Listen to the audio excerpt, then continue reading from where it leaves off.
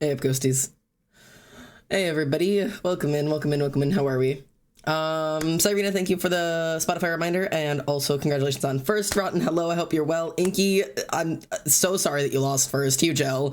Cyber AF, hello. Crumch, hello. Foggy, how are you? Froggy, how are you? I'm alive. Thank you for the first time chat, and also shout out to you. I should give you like VIP or something. I was gonna see if anybody could figure out. Oh my god, yes it is, yes. You're so cool. Yes.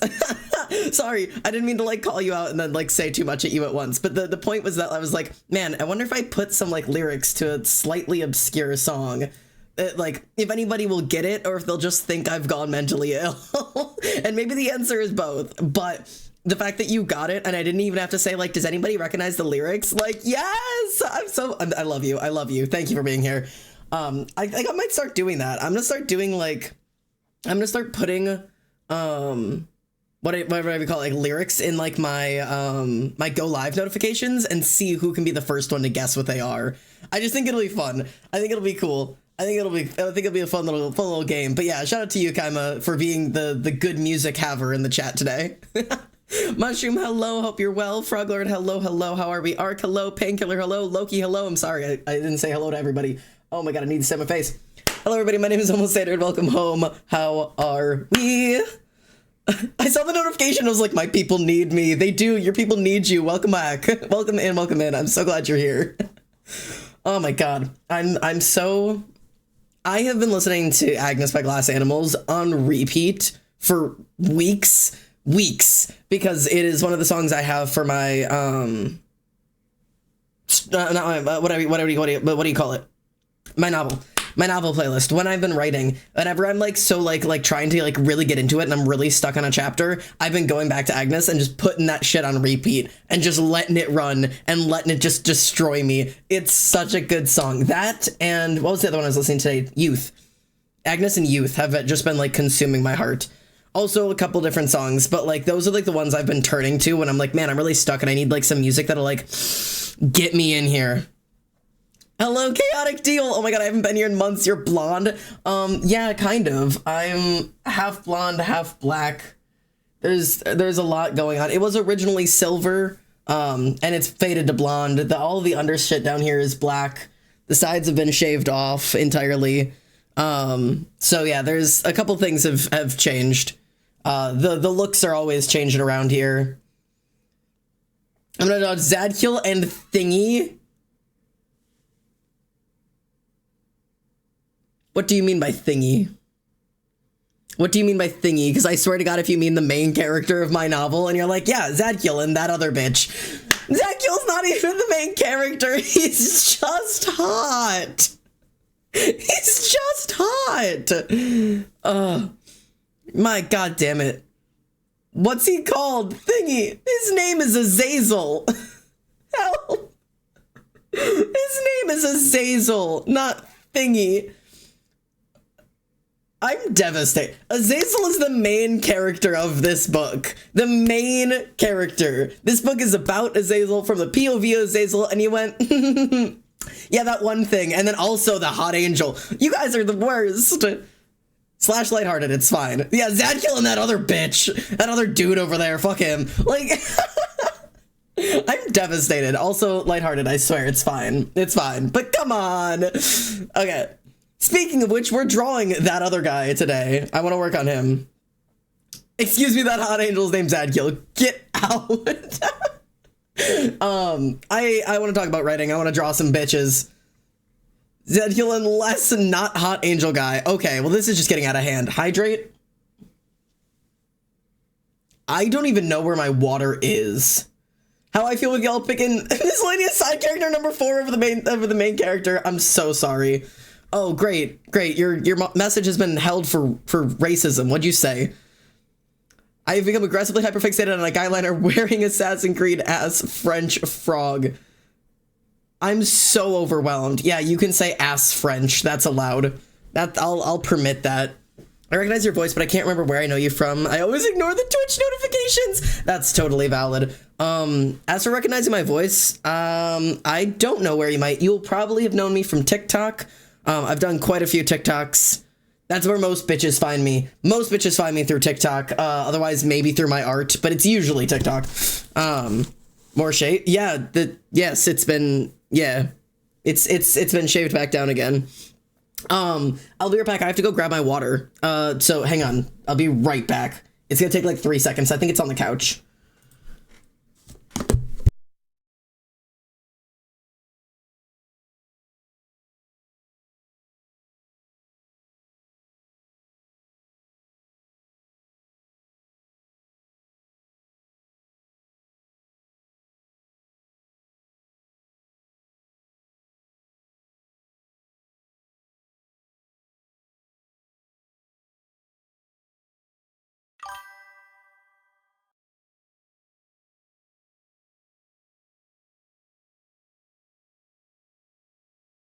See, that BRB screen isn't super helpful when I am, in fact, not pissing.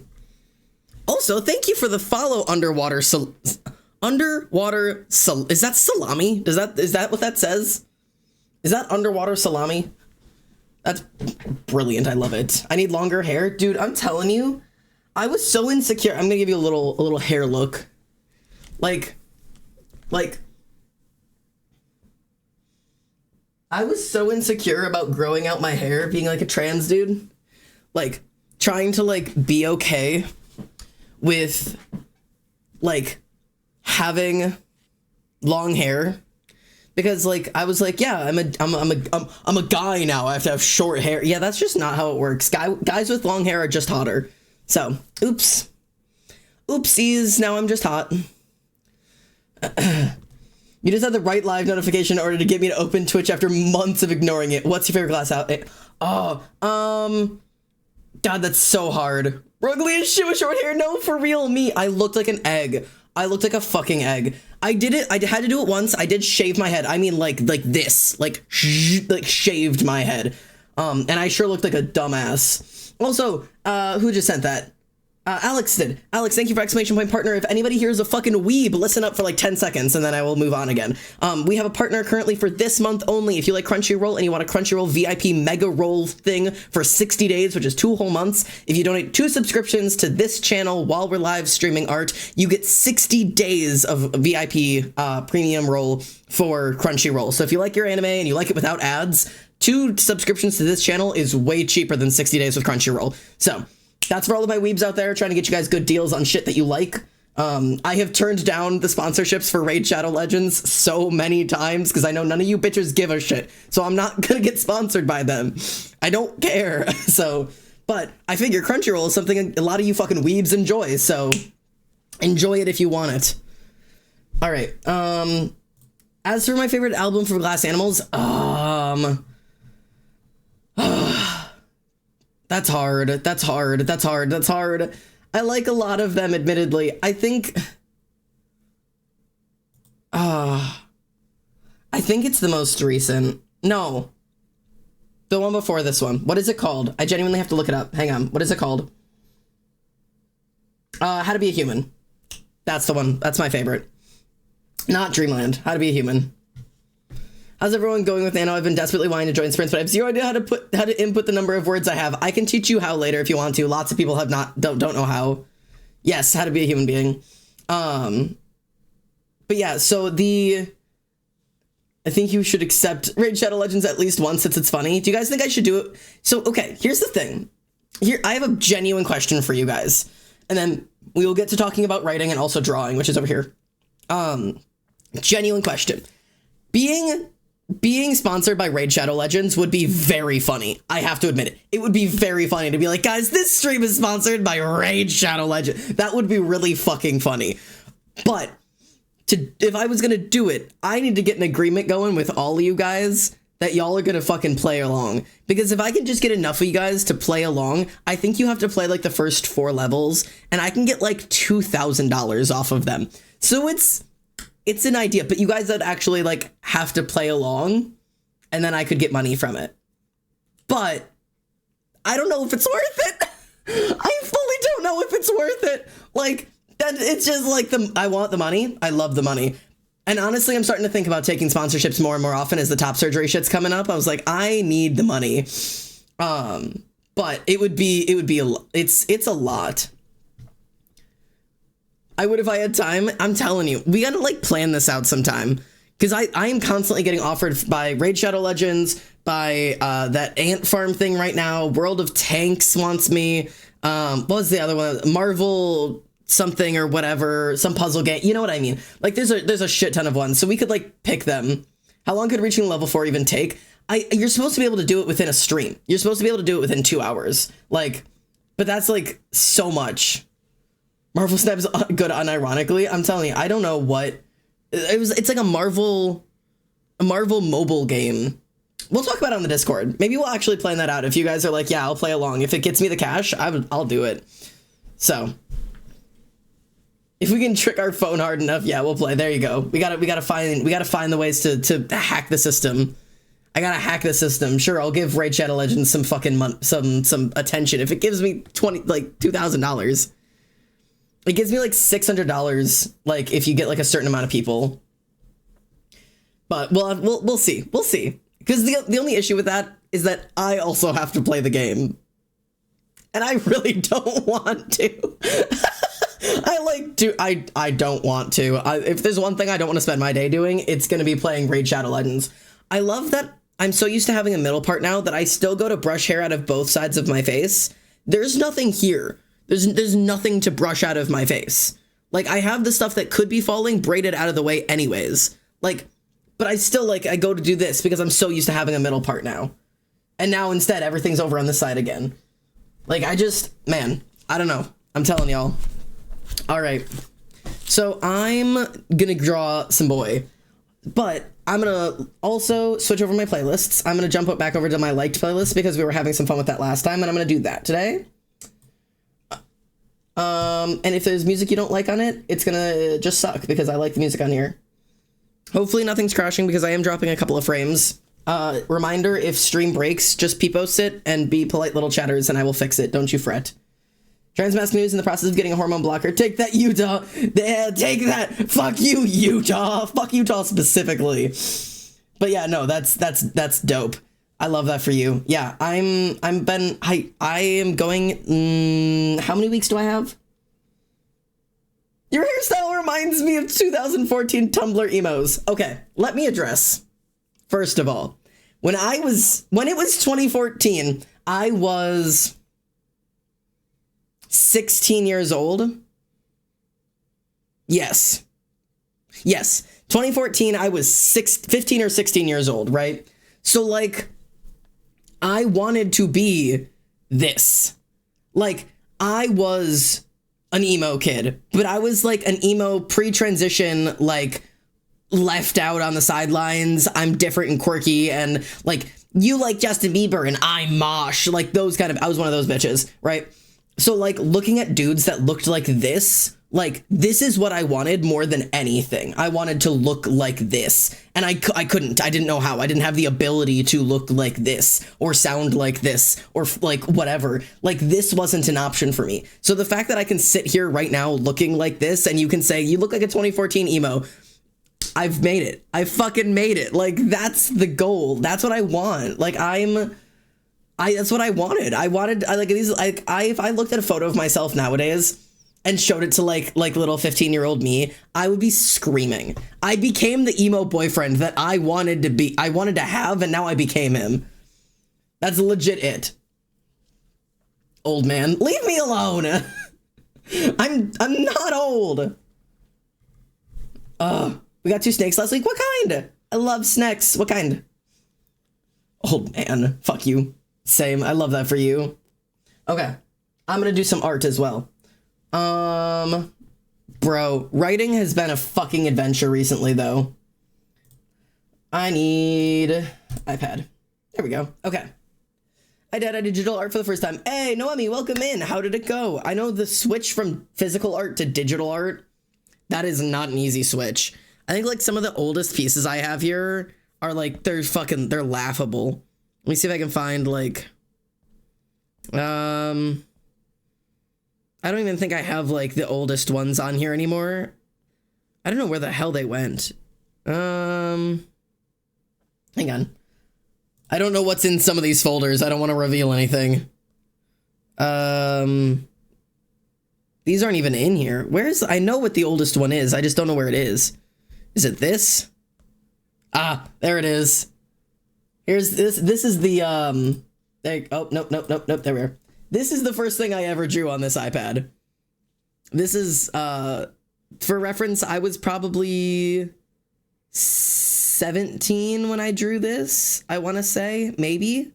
No, 8, I don't know how old I was. No, I must have been 18. Hang on, I'm gonna skip this song really quick because this one might get me in trouble on there. Okay. But yeah, this was, oh, did you say hognose? I love hognoses! And a ball python. Ball pythons are my favorite. You got two of the best types. Caramel and cheesecake. Not cheese snake, I'm sorry. Cheesecake, not cheese snake. But still, that's super cute. I love that for you. It was pretty easy switch considering I did animation. See, yeah, and I struggled a lot. But this was the first digital art I did on here. It's really, really, really, really, really bad. I don't want to talk about the feet. I don't want to. I don't want to talk about whatever is happening here. Like, that's, I'm scared. Yeah. These don't even line up. I don't know what's happening. I don't know what this hand is. I'm really concerned about what's going on down here. But yeah, anyways, maybe one day I'll redo the art of this. See, the thing is, I said I was going to redo art for this. I was going to do a redraw. And so I was going to try to do like a mermaid kind of theme thing, but like obviously not really a mermaid, just like something like a fish inspired girl kind of thing. Why are all the colors outside the lines? I wish I knew. Like I wish I could tell you, dude. No idea. But if anybody remembers what happens the last time I decided I wanted to do something similar to that drawing. Where is it? Fucking it's in here somewhere. It's probably in my abandoned art. Actually, I don't even remember where the fuck this would be at this point. It might be in stream art. Hello? Rainings, thank you so much for the follow. Welcome home. My name is Xander. Honored to have you in here. I was flipping through some of my old art really quickly. Trying to think where the fuck I put this. Nope, it's not in there. Where did I put this? Hang on. Again, I don't know what some of these have secrets in that you're not allowed to see. Some of them have old lore art and shit. It's not in the mermaids folder. That may obviously. But where is it? I don't know where her art is. I think you guys, some of you might know what I'm talking about. Some of you might have absolutely no clue what I'm talking about. It used to be in my stream art folder, but I don't think I have a stream art folder anymore. It might be 2020 and older, maybe. No, it's not, because it's not 2020 or older. I don't know where she is. Guys, I've lost Sally. Guys, I've simply lost Sally. Where the fuck did she go? Is she not in here anymore? She's fully... Oh, I found her. Don't you fret. I found her. Oh, I thanked you. I thanked you, and you come in here like that? Absolute loser. Absolute loser. Get out. I found Sally. The face proportions on the guy are off. The eyes are higher.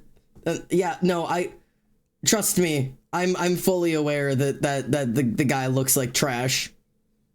The entire drawing looks like trash. But yeah, this was this is what happened. Look, she's an e-girl. Don't even worry, guys. She's an e-girl. I loved Sally. Look at her little fish slippers. Look at her little fish slippers going on. They're fucking weird. The fish flops. This is such a cursed image. Like, yes. Sally as in Wilbur's lover. Yes. The salmon that Wilbur fucked in fucking Dream SMP. This Sally. E-girl Sally. That's why she's got S and W on her ankle as a stupid tattoo. But yeah, anyways, this is a thing I have. I love this song. Okay, but hear me out about Sally. Okay, but why is she a little like... Why is she... You know? Anyways, that's... Yeah. Anyways, moving on from her. I don't think I ever actually... I think I literally have one piece of finished art of Wilbur ever. I don't think I did any Wilbur Soot art. The only one I did was in the tarot cards. I did this one. This is the only Wilbur Soot art I ever finished. Also, my fucking thing is not correct. Hang on. You guys can't see like my whole page. There we go. It's a little better. But yeah, that's like the only like actual one I have finished. I'm gonna go get myself brownies, bro. Share. Anyways, am I allowed to send the screenshots I have of the whip for that drawing? Yeah, sure. Go crazy. I don't know what screenshots you might have, but I would love to see them. But anywho, my goal today is not going to be drawing a fish. It's going to be drawing an original character, which is admittedly far less fun. Hang on, let me sip my coffee without fucking spilling it. I filled my coffee up way too high. This is also my second one of these cups, and these cups hold 2 cups of coffee. So I'm working on my 3rd and 4th cup of coffee right now. Sam, do you want me to draw you with a face tattoo? Yes. As soon... Listen to me. As soon as I get like a guarantee, like I know I can support myself without ever having to hold an in-person job again, which means as a content creator, as an artist, as an author, no matter how I make it, if I know I never have to work a day in an office again, I'm going out to get a neck tattoo that day. I want a neck tattoo so badly. I want a neck tattoo so bad. And I know it's gonna hurt like a bitch, but I want one so bad because they're so hot. Ugh. I want one so bad.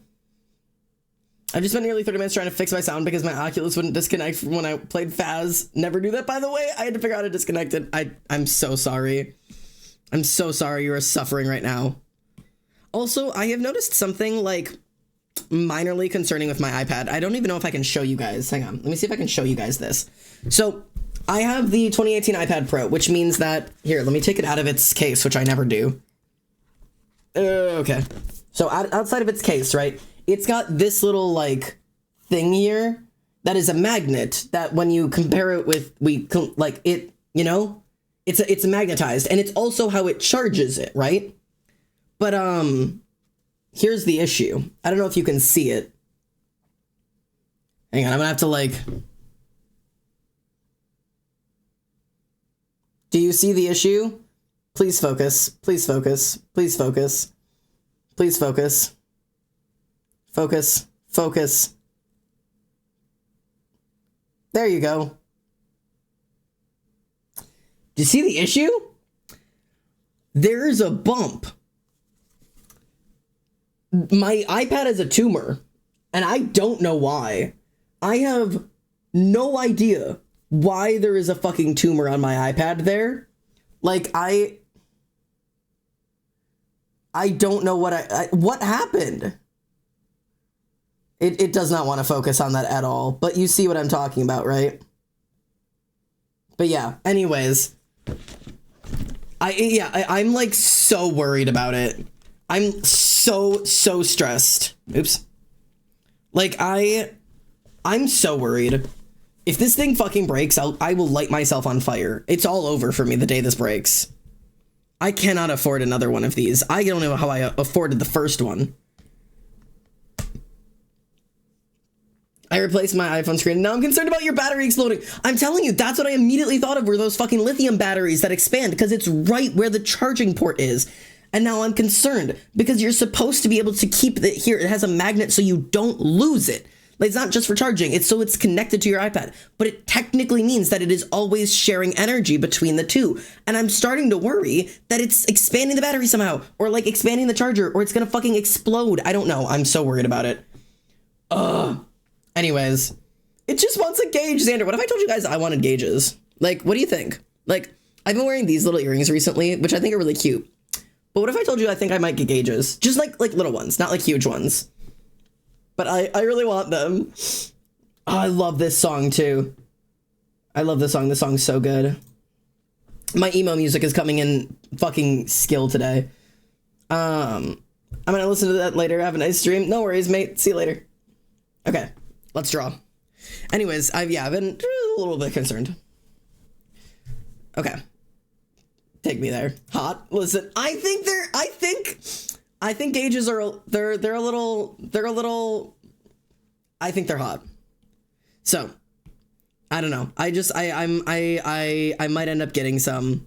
And by I might, I mean I might already have plans. The only thing is, like, gauges aren't something like you go into like I mean, I guess you probably could go to a piercer for it, but like they're kind of an at-home thing, and I'm kind of scared to like do it wrong somehow. I'm sure there's like in the very early stages, there's not many ways to do it wrong, but like I'm gonna have to do a little bit of research, because I am definitely concerned that like I don't know what I'm concerned about. I'm concerned I'm gonna like mess something up or like hurt myself, but I'll see how it goes. All right, for a face tattoo, the sigil on your logo or a phoenix design I got cooking. I am down with either. The sigil on my logo is called a Vegvisir, and I actually do have a tattoo of one on my hip. So if you wanted to do a Vegvisir, I think that'd be dope. Just be like conscious of it, like being like a Norse symbol, but also I'm giving you permission to draw it on my face. So like, I'm Norse, so yeah, let's go with it. Want me to send you a name of a website that I use for steps on how to fix Apple products? I'm good for now. I'll keep a peeper on it. No, Tyrio, it's okay. No. Oh wait, no, never mind. You're right. I didn't even finish reading it. Yeah, ages. I didn't even finish reading it. I was like, no, it's okay. She was giving advice. No, sorry. Gotta watch Ages. Do not put your age on the internet if you're under the age of 18. It's okay. You're fine. My mods are just quicker than I am. My mods are significantly smarter than I am most days. Wait, no, get that out of here. Nope. This. Beep. Okay. No, yeah, no numbers. If you get gauges, can you continue to wear your regular earrings? No, if they're studs. Yes, if they're loops. No, if they're hangers.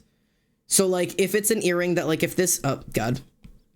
If it's, like, one of these, like, this is, like, the earring here, and it's these that have, like, the little studs, and your ear is here, the answer is no, because it'll just fall right out. If it is one of the earrings that's, like, the earring is like this, and it's got, like, one of these backs that you get, like, an edge here, and your ear is here... The answer is, if it's small, sure, but if that hole gets big like this, no, because it'll fall right out. If it is a loop, so like if this is the gauge in your ear, and you get one of those like hoops, like a hoop earring, then yes. So like that. So, but there's also like things that you can get that are like have like dots here that you can like stick a stud in, so that like you can wear studs in your gauges, but yeah. So, probably not, but depends on what it is. I apologize, very much appreciate you guys looking out for my safety. Absolutely, mate. I'm not smarter than you, would just read too quick, but your sword earrings, I'll be able to adjust most of my earrings to ones that I can wear. Plus, I'm kind of make most of my earrings. Most of the earrings you guys see me wear that are dangly are not actual, like... They're not earrings. They were, like, necklaces or bracelets or, like... just charms I like, and just like snapped them onto like earring hooks. So I'll just adjust them. I'll just make new ones. My axes are what I have to worry about, because those are actual earrings that I'd have to find a new way to do. W mods, I agree. You're actually talking to the oldest mod on the entire channel. Not by age, but by the fact that she's been here since fucking the beginning. Unless you count like my friends who I know personally. We do love the mods here. We have a pet the mods. Is it this? Yeah. We have a pet the mods emote that you can use. And I think that I have that one free, so everyone can use it. You just have to type pet the mods. But yeah. We love our mods. So true. Our little bees. Our ghost bees. That is the oldest emote on this entire channel. Before I like actually had a design for the channel, those are just little ghost bee looking things. What am I doing? I'm supposed to be doing art here. I'm trying to like figure out what my goal is. I want to like do... my goal is to do like Azazel kind of like chilling in bed. I don't know how to draw though. That's gonna be my issue today. I feel like that's always my issue, but like, I don't know exactly what the goal is today. Just, I want to draw the boy in bed. You know? OMG lore? Yeah. What lore are you talking? We're getting a second lobe piercing? That's so fun. I want a second one so bad. It's like dad lore, yeah.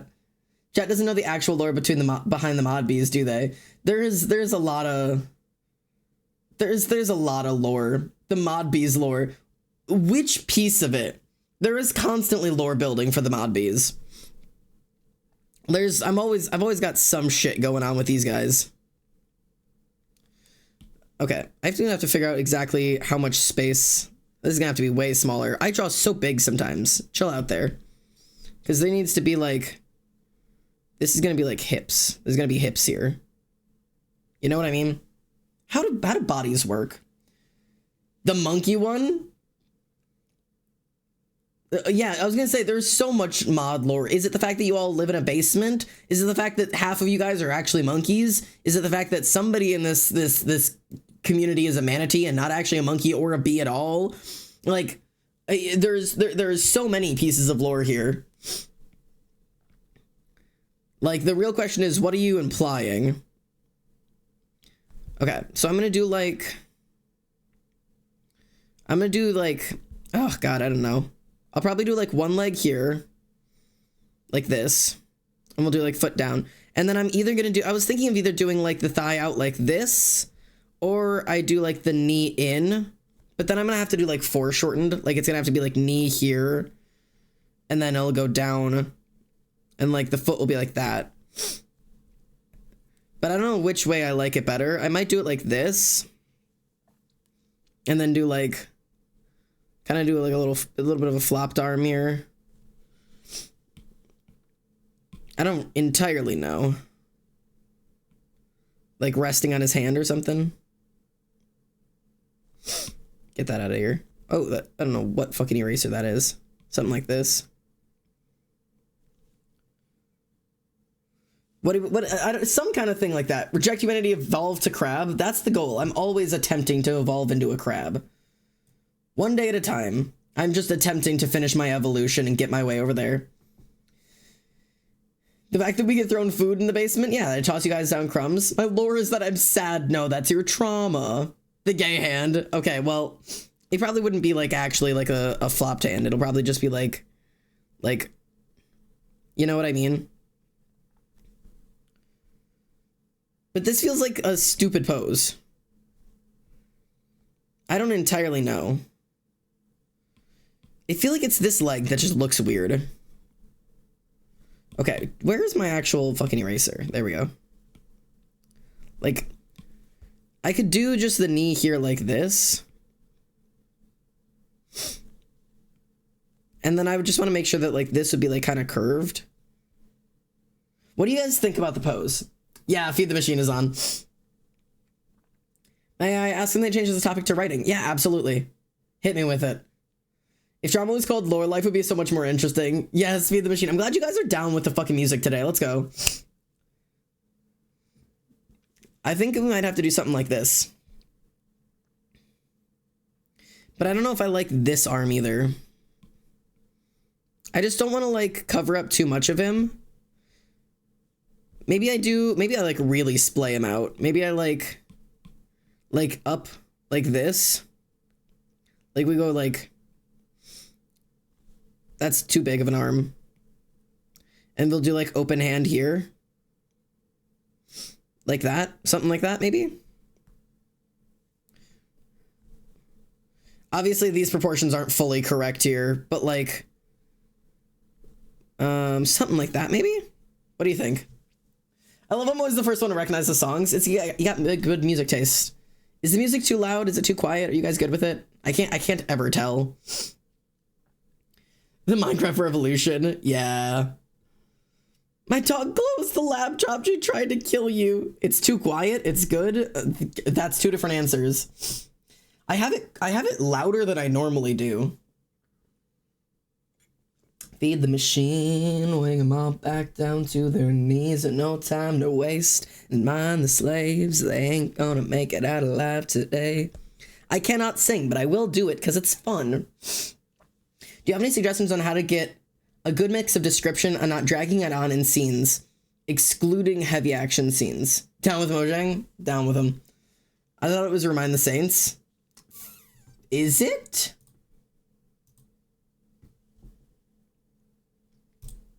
It is not.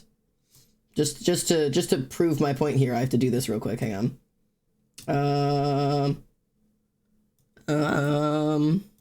Oh, wait, no, I need that back. How do I show this to you guys? Like this. Boop. There you go. It is Remind the Slaves. Yeah. That's the, in case you were curious. Yo, put on Ash. This is joke. This is a joke. Yeah, it's, I hear it now. Yeah, listen to it. Yeah. Why would we be reminding the saints? Wait, nope, iPad, there we go. Okay. Oh, the lyric, yeah. There we go. Wait, does it switch with the verses? Hang on, now I have to check, because I don't believe you. First one is Remind the Slaves. Remind the Slaves. Remind the Slaves. It's the Remind the Slaves every time. It says it's the Remind the Slaves every time. Spotify at least, which Spotify has been wrong. It has been wrong before, but it says that it's Remind the Slaves for all of them. Let me see what we have for Ash Nico. Wait, I know exactly which one I want. I know which one I want. Gimme.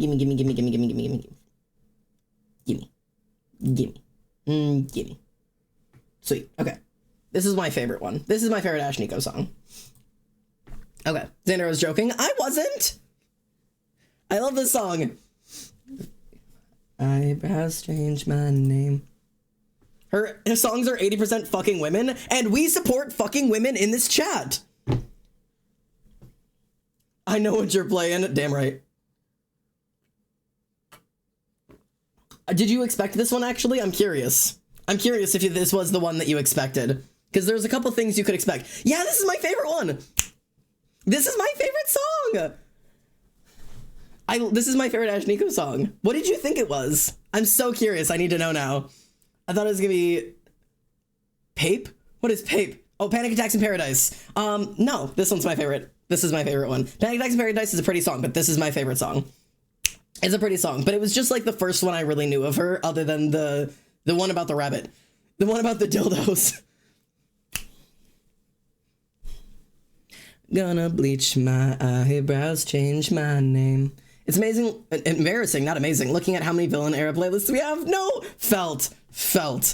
Sometimes you just need to go through your villain era. You know what? And that's sexy and okay. And it's okay to want to go through your villain era. Go through your villain era. Take it and run. Just don't be a piece of shit. Hey, Rob the Bobby. How long has it been since I've seen one of your streams? I have no idea, but I'm drawing a man splayed out on a bed today, so I hope you're in with me. I'm listening to Ash Nico and drawing a naked man. I don't know what you fucking want from me, but welcome back home. It changes every once in a while around here. My dad put mushrooms in my spaghetti. Oh, I want mushrooms. That sounds so good. Anyways, it's okay to be wrong. No, it's okay. It's totally fine. I mean, I get it. It's a really weird flavor combo. It sounds delicious. Bleach my eyebrows, change my name. Okay, so now I need to figure out, is this pose okay? I actually don't know if this is the one I want to go with. I need to be more like confident in like looking at it and being like, yes, this is what I want. But like, this feels like it's a little, I don't know. It's just like, it feels like it could work. And then here, let's do a little bit darker here and try and get this. I love this song. Let's get this a little bit more like accurate. So like the actual, that's too small. That's on the wrong layer. That's why. So it would be more like, let's try and get this like how it would actually look a little bit. It's kind of giving laying in a pool floating in the sun. Okay, well, I'm going for more like laying in the grass in the sun, or maybe in a bed.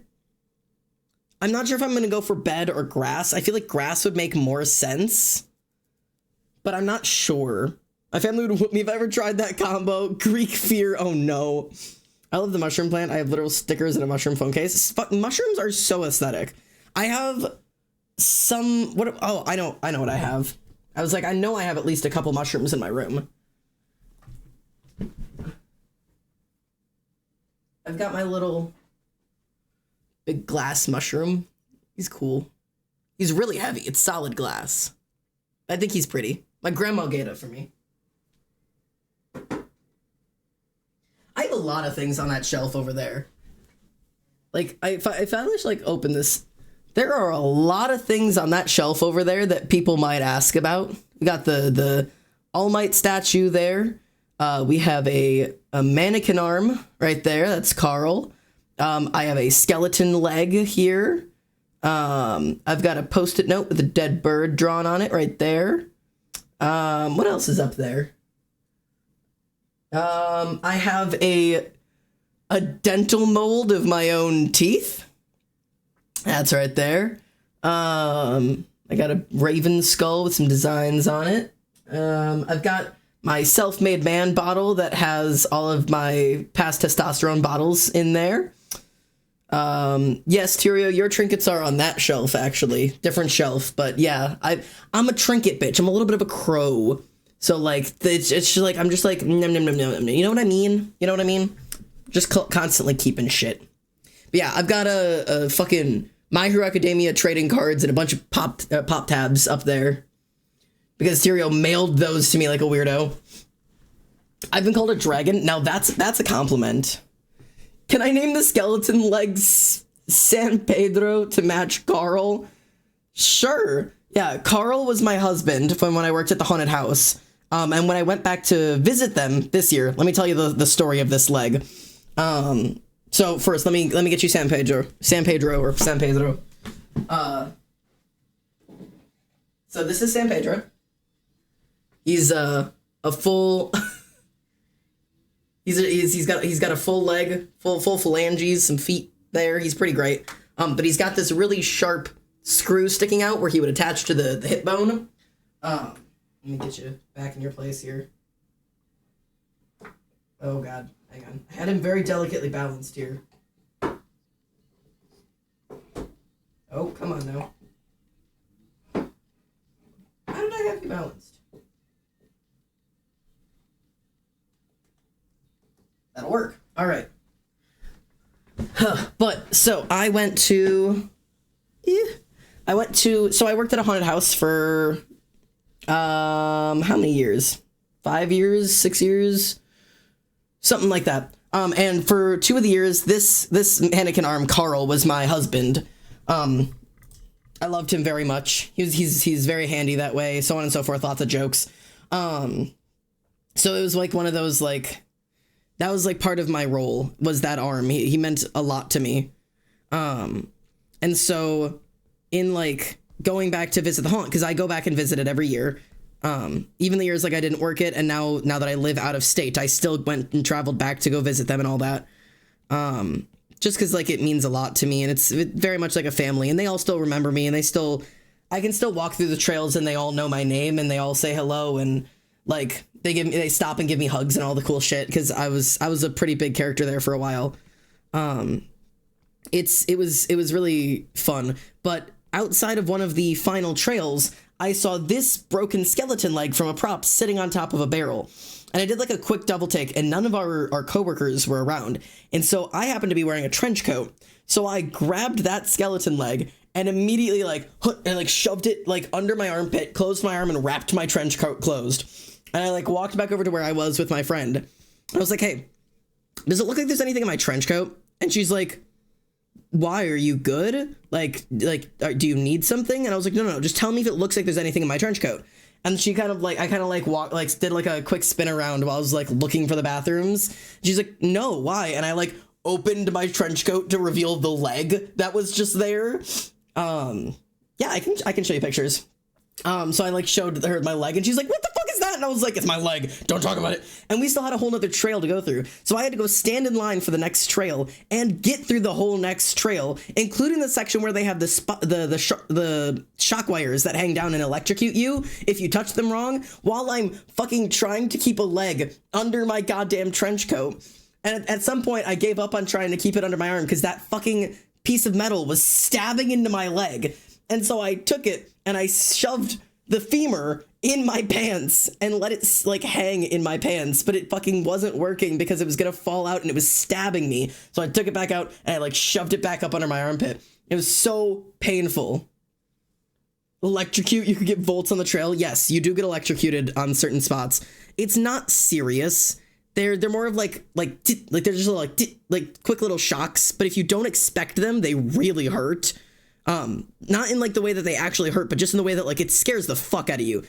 Like the first time I ever ran through it, because you always have to walk through it. It was like one of those things that like it touches you and you go like, ah, fuck, what was that? Like it like feels like it stabbed you, but it's just like a teeny tiny little shark, a teeny tiny little shock, not a shark. But yeah, it's such an experience for sure.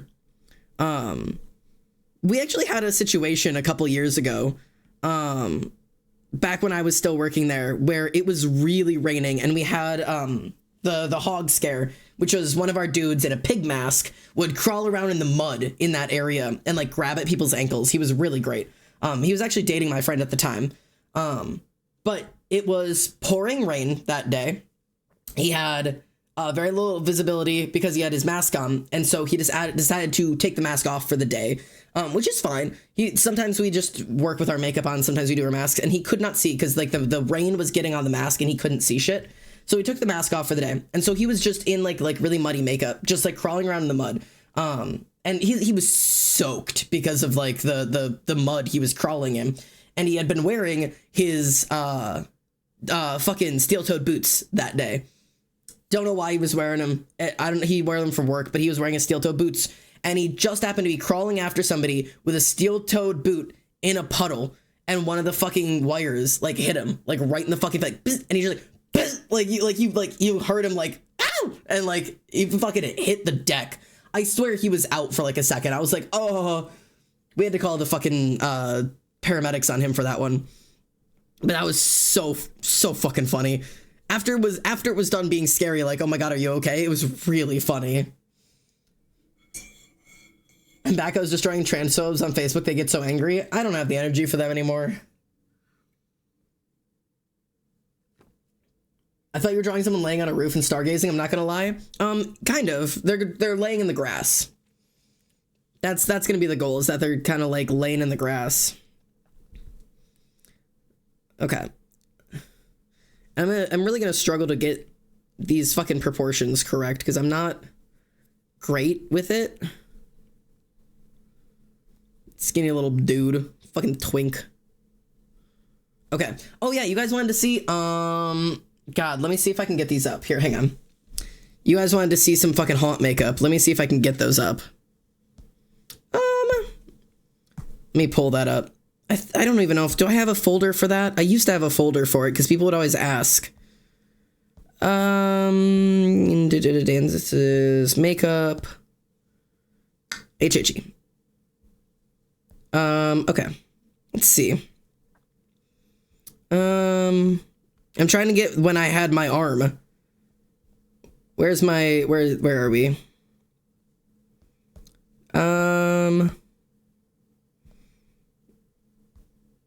Let's see. There we go. I found some of them. So, TW or trigger warning, content warning. If you don't like scary makeup, scary faces, the one I'm going to show, I have contacts in, but other than that, it's pretty tame. But this is one of them. This is, yeah. I was trying to line it up for you guys. There you go. So this is me. This is when I was working as, I was Mother of the Dolls or Mama of the Dolls. Everybody just called me Mama. I was pre-transition at the time. And when I transitioned, we all kind of talked about it and we're like, do you want us to call you something else? And I was like, please don't, just keep calling me Mama. Like, I can be dude mama. We'll run with it. And everybody does. They still call me mama. It would be way weirder to be like papa. Like, the whole thing was that I gave birth to the rest of the haunt. So all the other people, except for my grandmama, like the one that I referred to, her name was Franny. Besides her, the rest of the people in the haunt were my children. And so, like, I, like, took care of everybody. Both literally, like, I brought water and snacks and took care of everyone, but also, like, in the story of the haunt. Let me see if I could get a full photo of some of these. God, how do I get these? Some of these photos are so rancid. I'm trying to make sure I don't get photos of anybody but myself, because I don't want to show anybody else off, because I don't want you to, like, I don't know if they're okay with it. I've got this photo. This is this is my location. Everything that you see in crayon on the walls and everything, that's all done by my hand. I did it with crayon on there. That is a baby head on a stick. And also that hand is Carl up there. It's only half of him because I shattered the other half of him off. But that big, if you see that the fact that there's like a big dark square of wood on the wall, that's because the wall behind it, I had shattered a hole in, hitting it with my arm every night because I would hit the wall with the arm to scare people. I shattered the wall. So they put up a piece of wood and I shattered that wall. And so they had to take that one down and they put up this big wooden slab. And this was me taking a photo next to the thing I had fucking destroyed again. Obviously this was a very different makeup year. I was just supposed to be a crying woman. But yeah, that was a whole event. My fucking scene director got so pissy at me for destroying those walls, but I absolutely decimated them. Like, I took those fucking walls apart. I'm trying to find what other makeups I have. Yeah, I have photos of me with, like, various phases of me breaking through the wall. Like, oopsie daisy, there's the first one gone. Whoopsies. Yeah, this year's makeup was really just, it was supposed to just be crying women. So, like, that's how I ran around the whole night, was just this, like, crazy fucked up makeup, which was really fun. Less fun than the newer makeup that I did. I will not show you the full prosthetic on stream because some people might really not like that. This doesn't show her face, so this was my setup. The hole is not still there because this dollhouse is no longer there. It was torn down entirely and we rebuilt. But this was my dollhouse. This was the other side of this thing. But yeah, it's that entire scene is completely gone. It's gorgeous now. They completely rebuilt it. It's stunning. I'm trying to find some of my older pieces. This is fucking, I just look like such a dork. This was like after the haunt. Like, I look like such a mess afterwards. Like, when I'm not in the scene, it looks so funny. Yeah, I guess TW for fake blood and lots of it. But so, like, this is how I would, like, run around. This was me at, like, the beginning of the night. And yeah, my hair matches again. I've gone black and white again. But yeah, this was like the look. Yeah, I don't know. That was what I did. Yeah, it does look like I got into a brawl. I'm trying to find here's my last year. TW for having a fake noose around me. But this is this was my last year. I had gone in. This was when I was already transitioning. And I literally had that noose tied around me and I was tied to a bar and I would like jump off of it every night. Obviously fake. Like, I didn't jump enough that I hit the ground, just that it looked like I was like tied up like a dog. But yeah, that was a whole event. There's a couple photos I can't show because like I've got fucking people there. I'm trying to show my baby necklace. I've got the most rancid look on my I don't want to talk about what was going on that night. I don't still have that baby because I think she started rotting, but I do have a couple of my other babies. Hang on.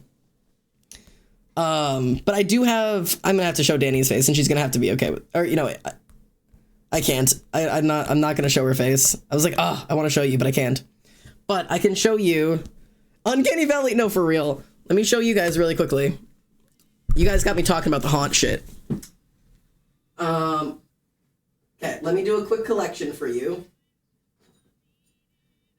Oh god, I have to take all these down. Okay, so I had many, many, many babies. The thing is, though, I would throw them around and they would shatter. So trigger warning for doll parts.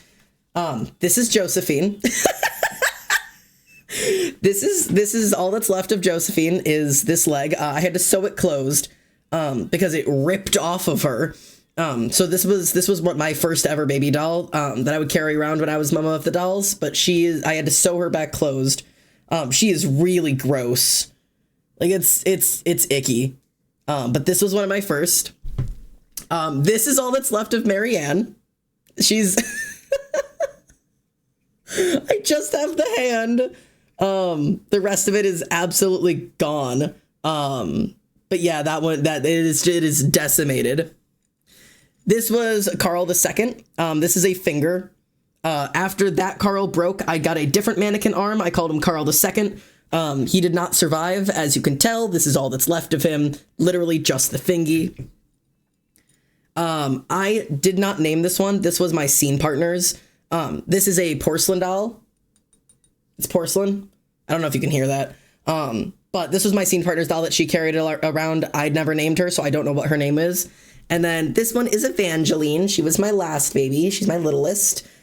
She's been through a couple things. She was a heavy smoker. Yeah, she did a lot of smoking. She got smoker lung. She's also probably rotting. She's got like burned hole like right through her. But yeah, so Evangeline and Josephine and Marianne and Carl II. But I'll have to put all these back at some point now. But these are my babies. I have quite a few of them. I have 2 other legs and another baby over there. I'm not going to take them all out. And then this is Carl.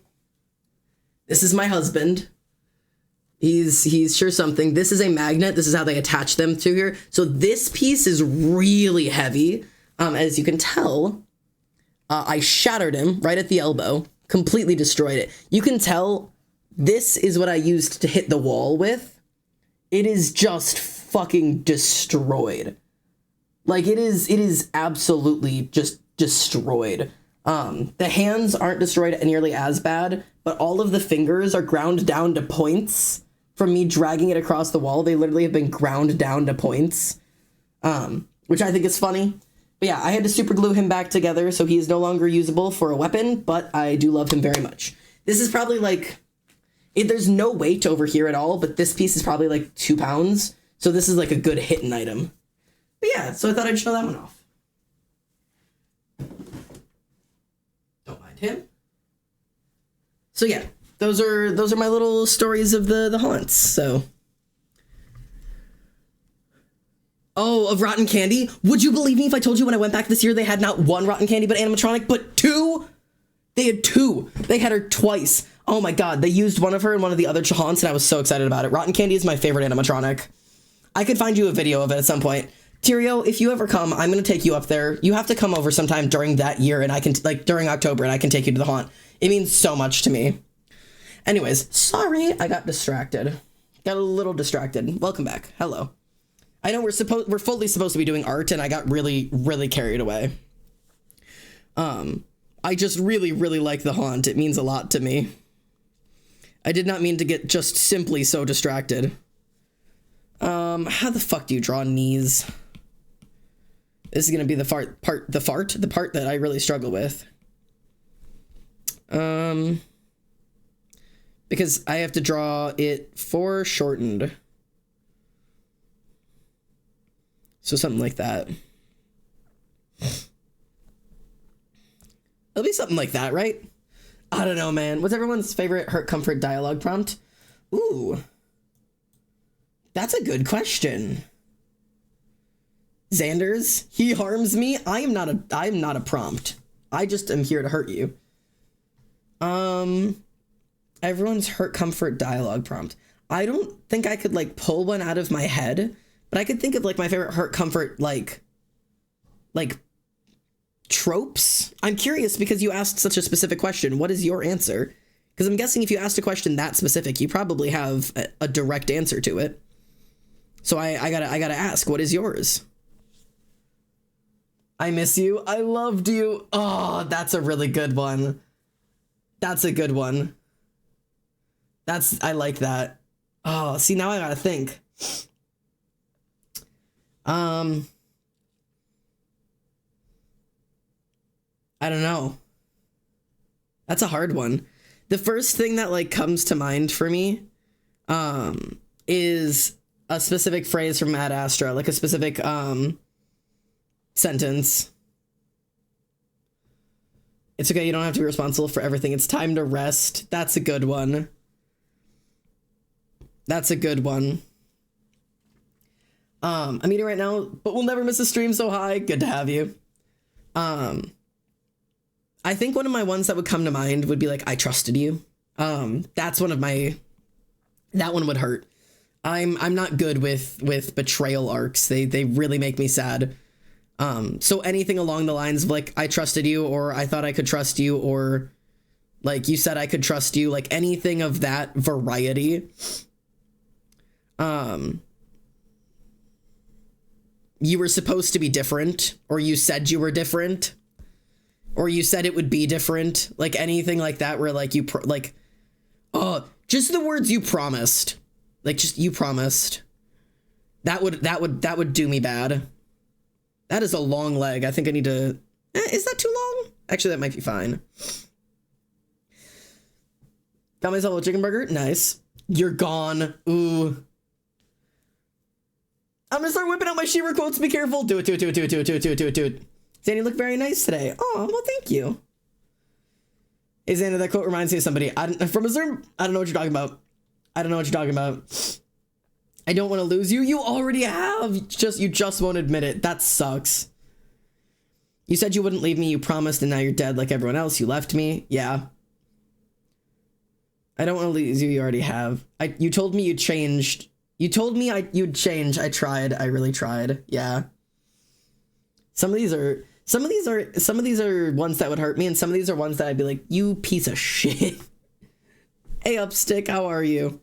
Quick, Stick, question of the day. What is your favorite hurt, comfort, prompt, dialogue, something like that? I don't know. You know, something along those lines. Okay. I'm just trying to like get the anatomy of this correct. Anatomy. Because like this would have to be like, this would be like the tits, and by tits I mean pecs. But like, I guess they kind of just come together, don't they? Like that, something like that.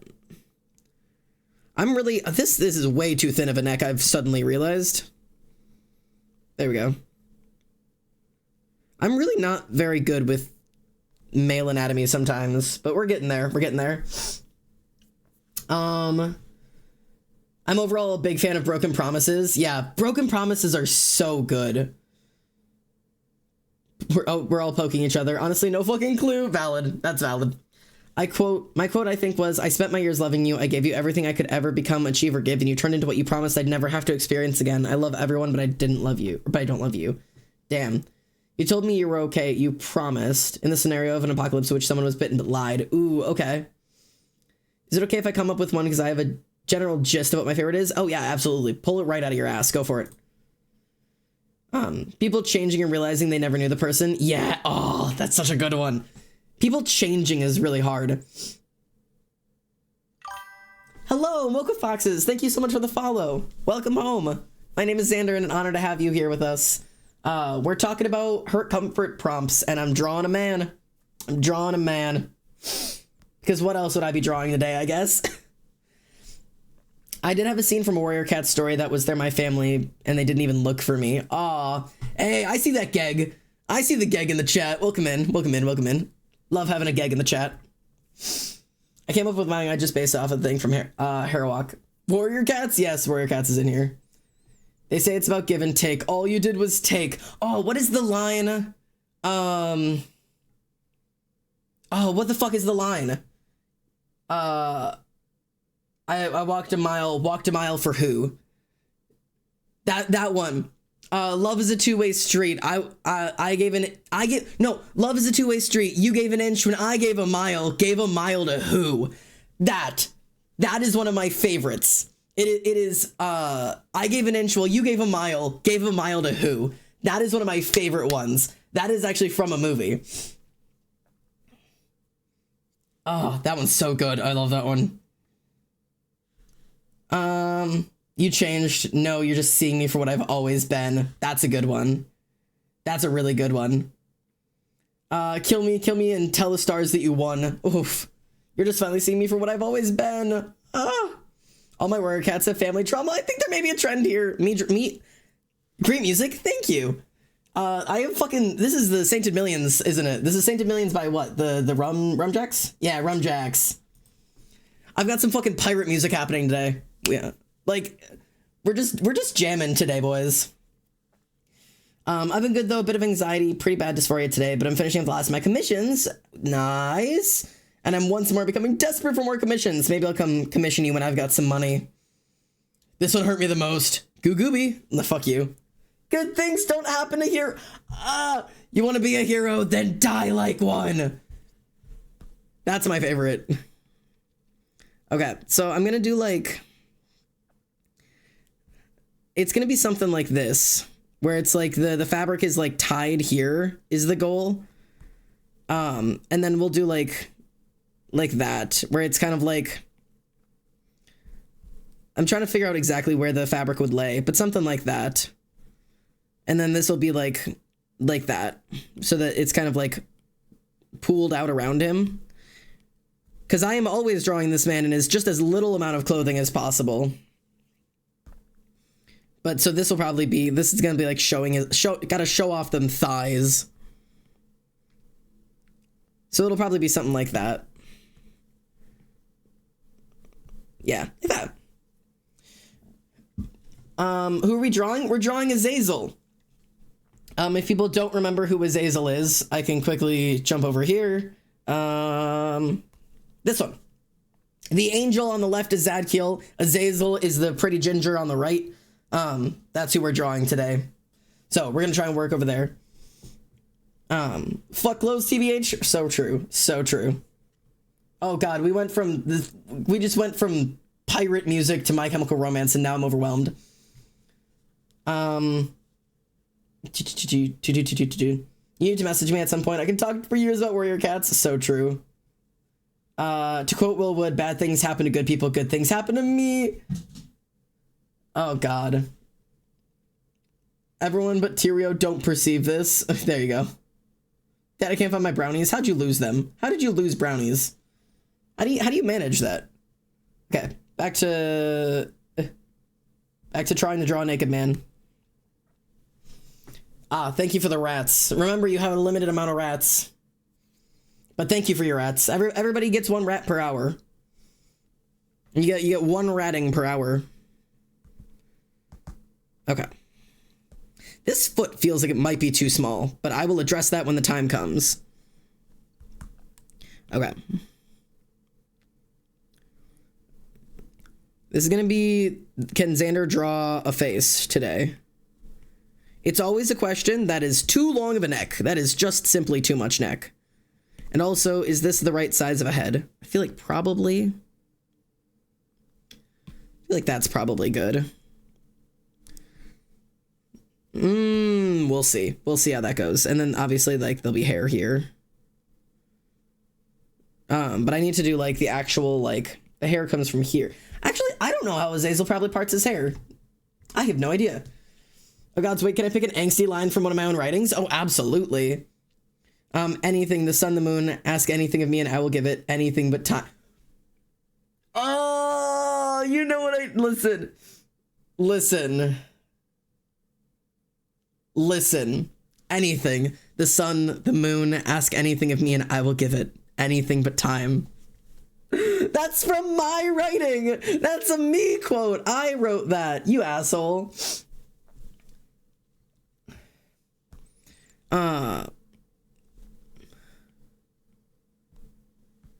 You whore. You hurt me more than anyone and it's suffering. I have another. Hold on, let me find it. Oh God. Giraffe neck. Rude.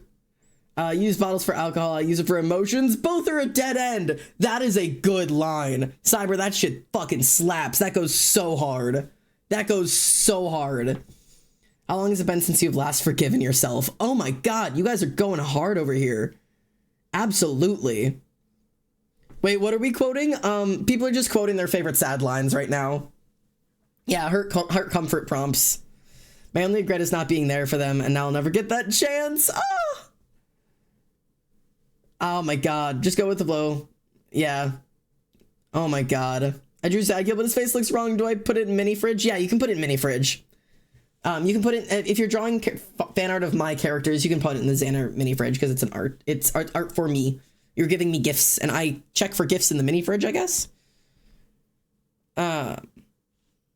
My quote for your counterparts. The gods give the hardest battles to disciples, and disciples give them the world hardest. No, I mean, what happened? The hardest of their strength of nothing. For the streamer AU. Got it. To this day, I'm convinced that the saddest piece of poetry I've ever written is the one that I sent in the Discord. Watch as I change everything about myself. I will give you everything I have and am, and I'll be happy to do so. But please, my one request, let me live in denial that you want nothing I can get. Let me live in denial that you want nothing I can give is one of the best lines. That needs to be on Pinterest. You need to put that on Pinterest so that I can use it in my fucking, like, Pinterest boards. Because I want, let me live in denial that you want nothing I can give. I need that in my Pinterest boards. Please. I wish I had longer with you, my love. Aw, thank you for the gag, Mocha. Stand the gag. One quote that hit me hard was, you don't need to be strong for people to feel safe around. That makes you human. What a beautiful thing to be. That one, or there's no more ceremonies, no more countdown, no more sacrifice. You're in control now. All right, you're starting to reveal a little too much over there. Get out of here. Get out of here. You're starting to tell my secrets. Don't you tell my secrets on me. You're hurting me? Listen, you're here to suffer. They're still flowers, aren't they? Aren't they? His wings look so yummy. He's in your fridge. Oh, I'm so excited. Oh, I will... Xander, please. No, fuck you. Hey, him, I think... Yes, yours is so good. I read that one when I was in there. Let me go check the mini fridge really quickly. Ah, the doodle on the side is not Zadkiel, I can tell, but oh my God, the Zadkiel drawing is so cool. That's so cool. I love him. That is gorgeous. That is so fucking cool. You have such a cool style. Hydrate or die straight. Yep, I'm on it. You're uninvited from Faz. Okay, great.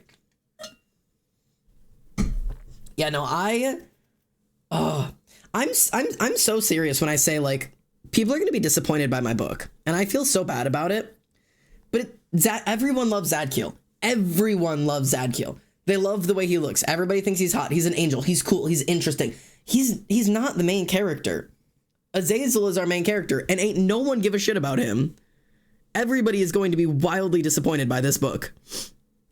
Those hip bones are too far up. I'm just trying to, like, prepare everybody to just have massive amounts of disappointment when they're like, oh, this isn't about Zadkiel, the super hot angel? Fuck. Nah, I don't want to read it anymore. Suddenly uninterested. I'm gonna go have a good night. Thanks for being in, Mocha. Hope to see you around. I am everyone. I love Zadkiel. Yeah, I know. Everyone does. I am no one. I love Azazel. All right. One of my most powerful scenes in my writing is specifically one that happens between two mute characters, so no quotes here. Oh, but that's so cute. Who's Zadkiel? God damn it. Azazel is pretty. Don't worry, I'm in love with Azazel too. What is this? I'm so overwhelmed. I just need to draw Azazel more so people can be in love with him. I need to be my own fan base here. Okay. Belly button. And then, because he's, like, stretching his arms up, I'm gonna have to find some way to, like, show that there's like, your ribs would show if you're stretching your arms like that. Okay. It's gonna have to be like, okay, hang on. We're doing slutty waists today, boys. If there's one thing I do, it's slutty waists. Because then the hips will come out. There we go. And then just like make sure that it's wide out on the shoulder, these pieces. Because it's that like, oh, this is fun. This is fun. This is fun. Okay. Is Zazel I'm more interested in? You know what? So valid. Who even is Zadkiel? Aren't you lesbian for them both? But they're both pretty. That is so valid. The lesbians are the only ones with the excuses. We love our lesbians here. I would do everything for you, and this is how you treat me. I love you, but sacrifices must be made. If you loved me, you wouldn't do this. Oh my god. I'm trying to draw Azazel now. Azazel is very difficult to draw. I think that's the real issue, is that Azazel is much harder to draw. Like, Zadkiel is hard because of the wings and everything, but Azazel's got way too much detail. Me, Azazel, and me, besties. There you go. It's just you two together. Depending on his body type, the indentation of the ribcage ending as well. Yeah, I mean, I guess, like, it'd probably be, like, here, right? Like, it'd be, like, this piece here. We'll see how in detail this ends up being. It's probably just going to be a lot of shadows that I'm going to work on. But, yeah. He is fairly thin, like thinner than the average for specific reasons. He's not super muscular, and he is thinner than the average is. Whereas Zadkiel is way more strength-based and has a lot more muscle to his body. Is so fucking pretty, and he has red hair like me, and I love him. Yes! I don't know what he looks like. The only drawing you have of him, I can't see his face. Imagine owning ribs. Why is Nickelback playing? I'm so overwhelmed. Yeah, you can send more poems. You're good. Imagine owning ribs is such a sentence. And yeah, you're right. I've just realized that the only drawing I have done of Azazel, he doesn't have a face. He doesn't have a face. Yeah, just work off of this. That's what he looks like. Duh. Duh. What are you not picking up from that? Come on now. Oh, God. Those fucking flowers. I don't know what you're talking about. I don't know what you're fucking talking about. You can't say shit. You can't say shit. I have, let me see if I can find, actually, I don't even know if I have it. Whatever. You'll see what he looks like. I'll work on it. Don't you fret. Okay. See, it's going to have to be like, the thigh is going to be here, and then this is going to have to come from like down there, because it's like something like this. You know? And then like it'll pool down here, like like that. Like that. You know? Falling at the walls, there's lore about, and all I can do is wait. I am muzzled like a damn dog. Hear what the fuck he said? I can't say shit. You can't. You can't say shit. Don't you say shit.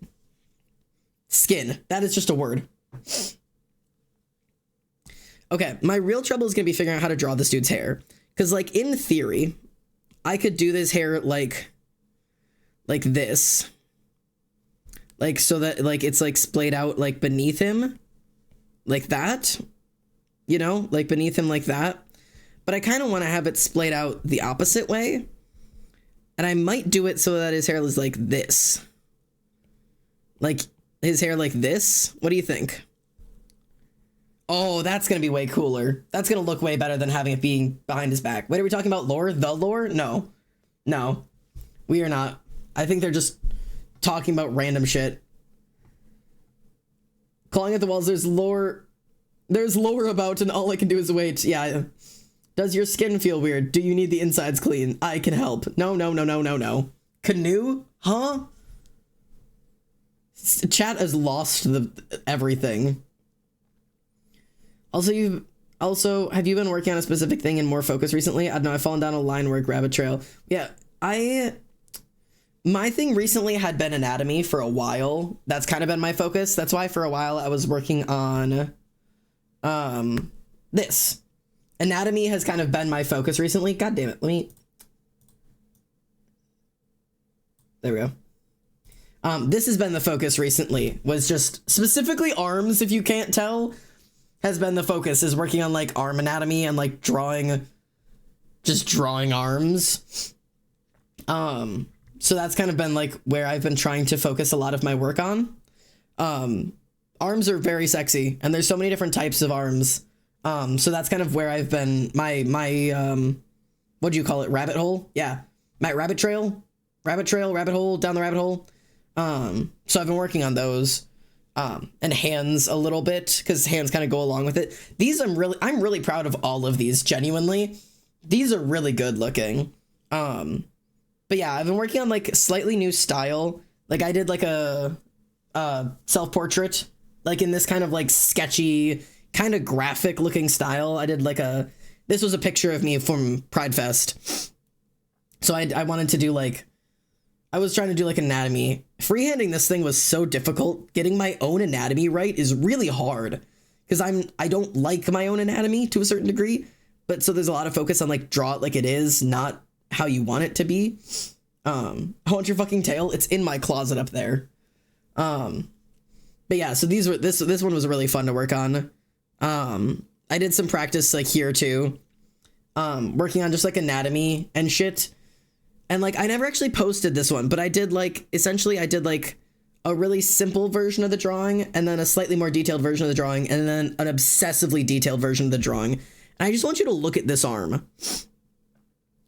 This arm took so much time, because it's all just individual brushstrokes. I didn't use any layers. It's all individual brushstrokes, one on top of the other. And this one arm took so much time.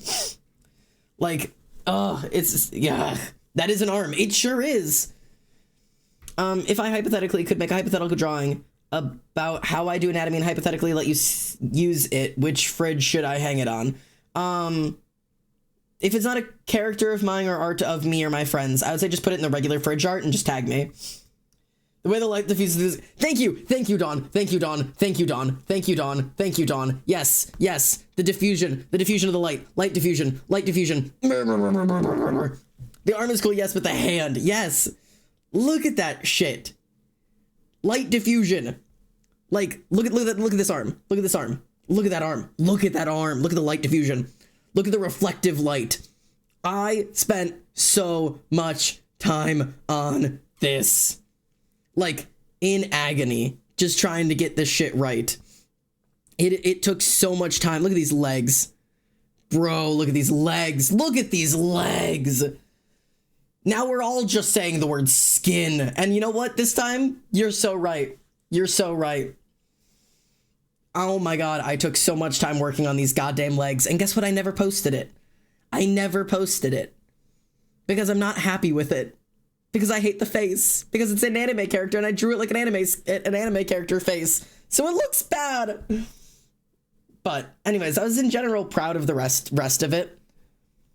But I tried to keep the exact same line work from this one to this one to this one and just color it differently. And it definitely ended up like a really cool practice. But yeah, it was just like, it took a lot of little things. Man hasn't skipped a leg day since birth. No, for real. That's like actually part of the story. That's part of the anime. But yeah, I also was playing around with doing shit like this, which I think are fun, like little things. But yeah, anyways, back to my Azazel boy. Hey, Tyrio. If you know anything about these two, these might be somebody you know. I think Tyrio will know about them. I don't know. I don't think anybody else here will know who these are. Silly art gaze, yeah. But, oh my god, I saw Toothpick. Yeah, Toothpick's in here. Yeah, Toothpick. All right, back to this. All right. It screams. Okay, I have to figure out how to draw hair real quick.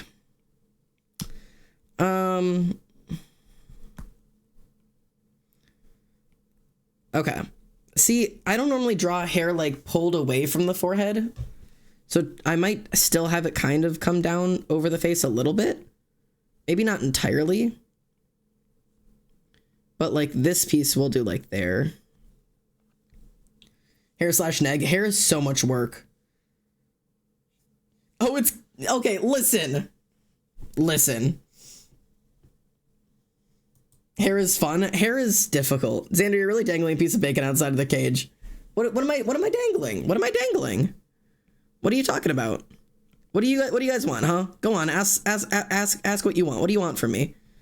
What could I possibly give you that what are you asking for?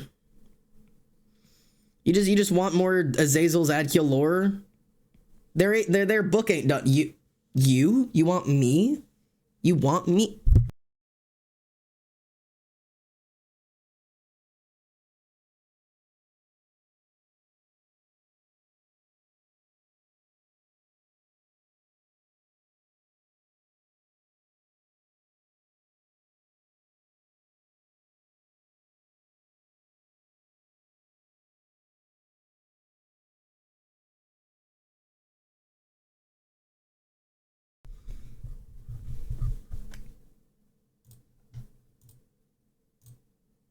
Can you hear me? I got too excited about Emily wanting me. I got simply too excited. Hang on, I broke several things. Can you hear me okay?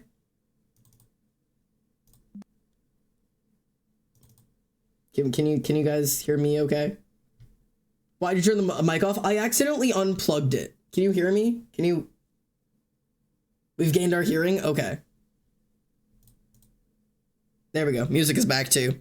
I'm sorry, I got really excited about Emily wanting me, and I got so excited that I accidentally unplugged my mic. No, nothing weird about that. Everything's completely fine. Totally chill. Totally cash. Totally fine. Hearing equipped, let's go. What are we talking about? Yes, we can hear. Okay, cool. Bro was so dumbfounded. Listen. Noise canceling microphone. What are you clawing at the wall about? No, you keep poking Tyrio with your lore. Oh yeah, I do a little bit of Tyrio poking every once in a while. Shattered and Xander, do we prefer writing poetry or stories? I'm totally on both sides. I wonder why our families think we're dating. We make it so obvious we aren't. Okay, listen. Just because we're constantly flirting with each other and constantly crawling into each other's beds and may have kissed last Christmas doesn't mean we're dating. It means we're friends. It's called friendship. Come on now. Come on. Like, we're friends. It's casual. It's casual. We're just good buddies. We're really good pals. Me and you were pals, you know? IRL lore drop? Just friend things. Yeah, this is old news. If you guys want to see us kiss, it's on TikTok. It is. We kissed for content. You gotta kiss the homies goodnight. I kissed the homies goodnight. It is genuinely on TikTok. Scroll back until you find me playing Minecraft like parkour, and then she says if I can finish it in time, she'll kiss me, and then it'll show me kissing her. I can't even say me kissing her. She kissed me. It's very clear in the video. I would like to say it was us kissing each other, but it was a very much she kissed me and I just reciprocated. I gotta be very clear about that one, because that video was real obvious. I wish I had homies to kiss goodnight. So valid. I've always been like that. I've never had an issue with kissing my friends. Like, it's always been super casual for me, just because kisses aren't like a super, like, highly romantic thing for me. I mean, they kind of are, but like to a certain degree, like, I'm just very romantic with my friends. I don't know. Like, I love my friends. Zan's a bottom confirmed!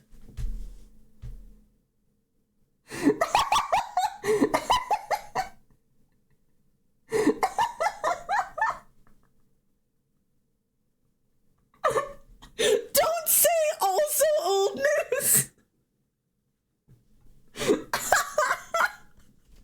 I can't...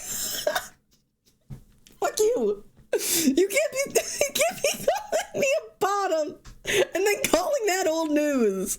First of all, first of all, fuck you. but fuck you. I'm whatever. Call me whatever you want. Call me whatever you want. I don't know how hair works at this point. You guys are the worst. This chat is a nightmare. Okay.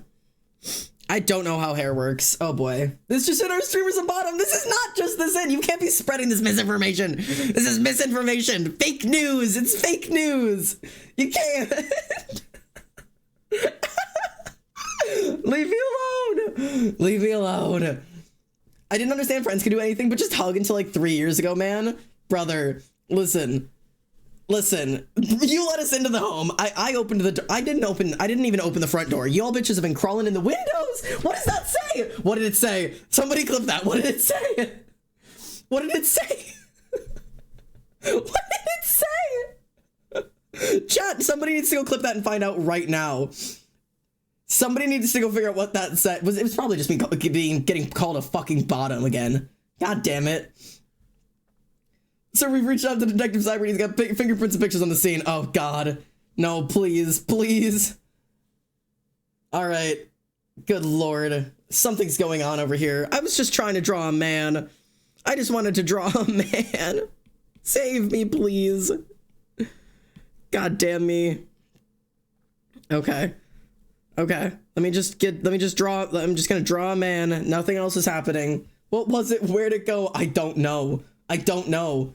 She opened the door with a sign. I don't know what it said. She said something.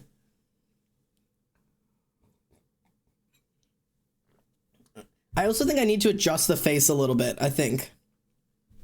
Because I don't want him like looking straight up. Clipped it, don't know what it said. Bro, hang on. Let me see if I can see a clip yet. Oh, I can. Okay, hang on. We're gonna do some research here. We're doing some research here. I understand friends can do anything but just hug until like 3 years. Okay, hang on. I'm watching. I'm watching. Listen, I'm watching. You let us into the home. I opened the door. I didn't know. Okay. Wait. You all bitches have been crawling in the windows. No. No. I saw it. I know what it said. I know what it said. Y'all are the worst. Yeah, it totally does. It did. It fully just said bottom with an arrow. Somebody needs to take a photograph of that. Okay. I need that in a photograph somewhere. Okay. Let me copy his face because I don't want to lose it because it's not bad. I just might do it slightly differently. Like if I just get rid of just the face. And then, because I'm thinking it would actually probably be, I don't know. I fucking knew it. Yeah. Okay. Listen. Probably called you a bottom. Listen, I know what I am. I mean, I know what it said. Hang on. Please. These accusations need to die. Somebody save me. The DNA test says you are the bottom. And I fall off backwards. Fucking, it's all over for me. It's all over for me. Y'all are the worst. I hate you all. I'm thinking we do like a face like this. Where we are like slightly turned. So it's not like fully up, but like also not fully down. Do you know what I mean? Like this. Like that. And I could do like the neck there, and I would have to like lean the whole thing like slightly over here. So it would be, I don't know what I just did. Like this. Maybe. But like, so it's like slightly this way. Because I like that a little bit, that he's like leaning his head just slightly so it's not just straightforward. May I ask another question related to writing? Always, yeah. You don't have to ask permission either. You're good. I'm so confused right now. Listen, Ark, just be confused, please. No, don't answer. Don't answer. Don't answer. Don't. No, just let him be confused. I'm begging you. Nobody answer that question. Nobody answer that question. Leave it alone. Yeah, everybody just move on collectively. You all are the absolute worst. I'm being tortured here. I've only been here for an hour and a half and I'm already getting fucking slandered. Okay. Oh, I guess I also wouldn't need this line super harshly. Just like, it just have to do like that. Like, it's just gonna be based off of the fucking wrinkles. Okay, and now this song is playing. Okay. Sexy, come text me, I'm ready for you. Waiting, I'm begging, so please get here soon. To be fair, the joke was easy to start. Listen, I'll explain what about it is if we can get 10 gifted subs, and I will start explaining live on stream. Tortured out of love, my man. Tortured out of love. I'm glad that it's out of love at the very least. At the very least. But I'm just torn apart over here. Do I give him nipples? I hate drawing nipples on men. Okay, I forgot that this song is really inappropriate for stream, but oh well, we're moving on. I hate drawing men's nipples. This is why I just want to get top surgery and not even have nipples at this point. They're so difficult to because women's nipples are in the middle of the boob. They're in the middle of the boob. No matter where the boob goes, they're in the center of the bottom of the boob. Men's nipples are in their armpits for God knows why. They tuck them away. They tucked them up in their armpits. They're like, now, for me. They're hoarding their nipples away, and I don't like it. It looks weird. Looks like it looks like the sheep eyes from Minecraft, where they're looking opposite ways. Fucking cross-eyed nipples is what's happening right now. Okay. I'm so overwhelmed. Okay, so we'll get rid of this one, because I like this face a little bit better. Now, since we spoke about hurt, comfort, dialogue prompts, overall sad prompts, what's everyone's favorite comfort, overall happy dialogue prompt? Hey! Breaking news! Local Twitch streamer Almost Sanders confirmed to be a bottom. More on this the case after these messages. Thank you for the bits, Cyber. Thank you. I will permit that. I will permit that one. They didn't make the active choice about their nipple placement. No, they're hiding them away. I know it. They're hiding them away. They've got secrets. Men keep their secrets in their nipples, and I'm sure of it. I have not looked at enough shirtless men to know that. I'm telling you, they're tucking them away. They're keeping their secrets in their fucking nipples.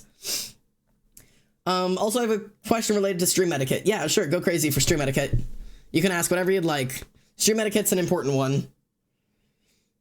Secrets? Shirtless men? Dude, you are here at the right time. Welcome in.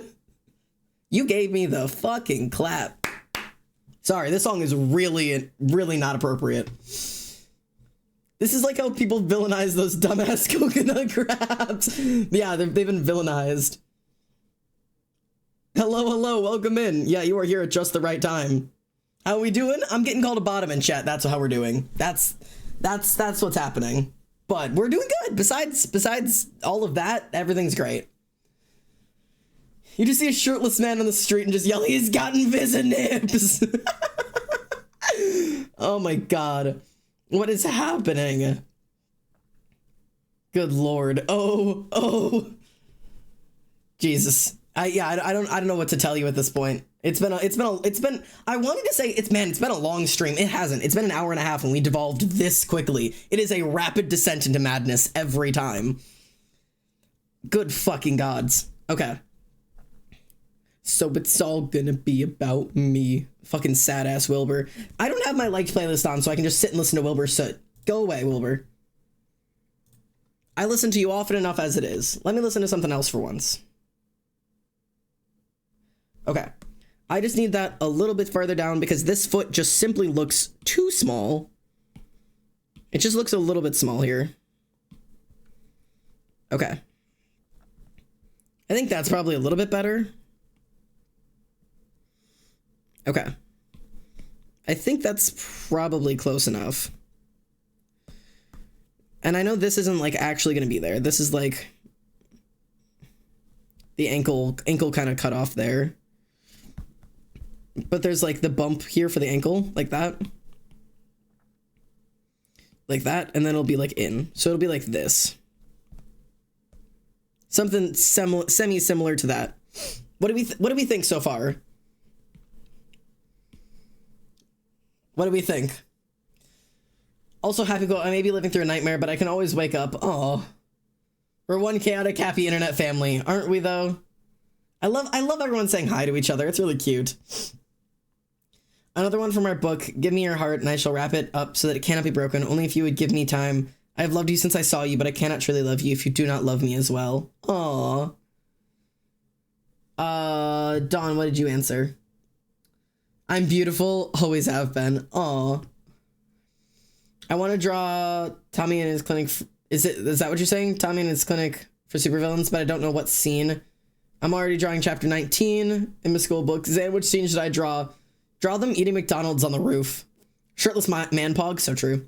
Okay, stream Medicaid question. I'm 99% sure that you've spoken about how vastly changing the topic of chat, asking questions not related to the current subject is bad chat or behavior, but you also just said I won't need to ask permission to ask questions unrelated to the current subject. Could you elaborate on the difference? Okay. Oh, that's a hard one to... Okay. This is one of those situations that is really hard to explain properly because it's normally like a you can kind of tell kind of thing, but also I know that for a lot of people you can't really tell.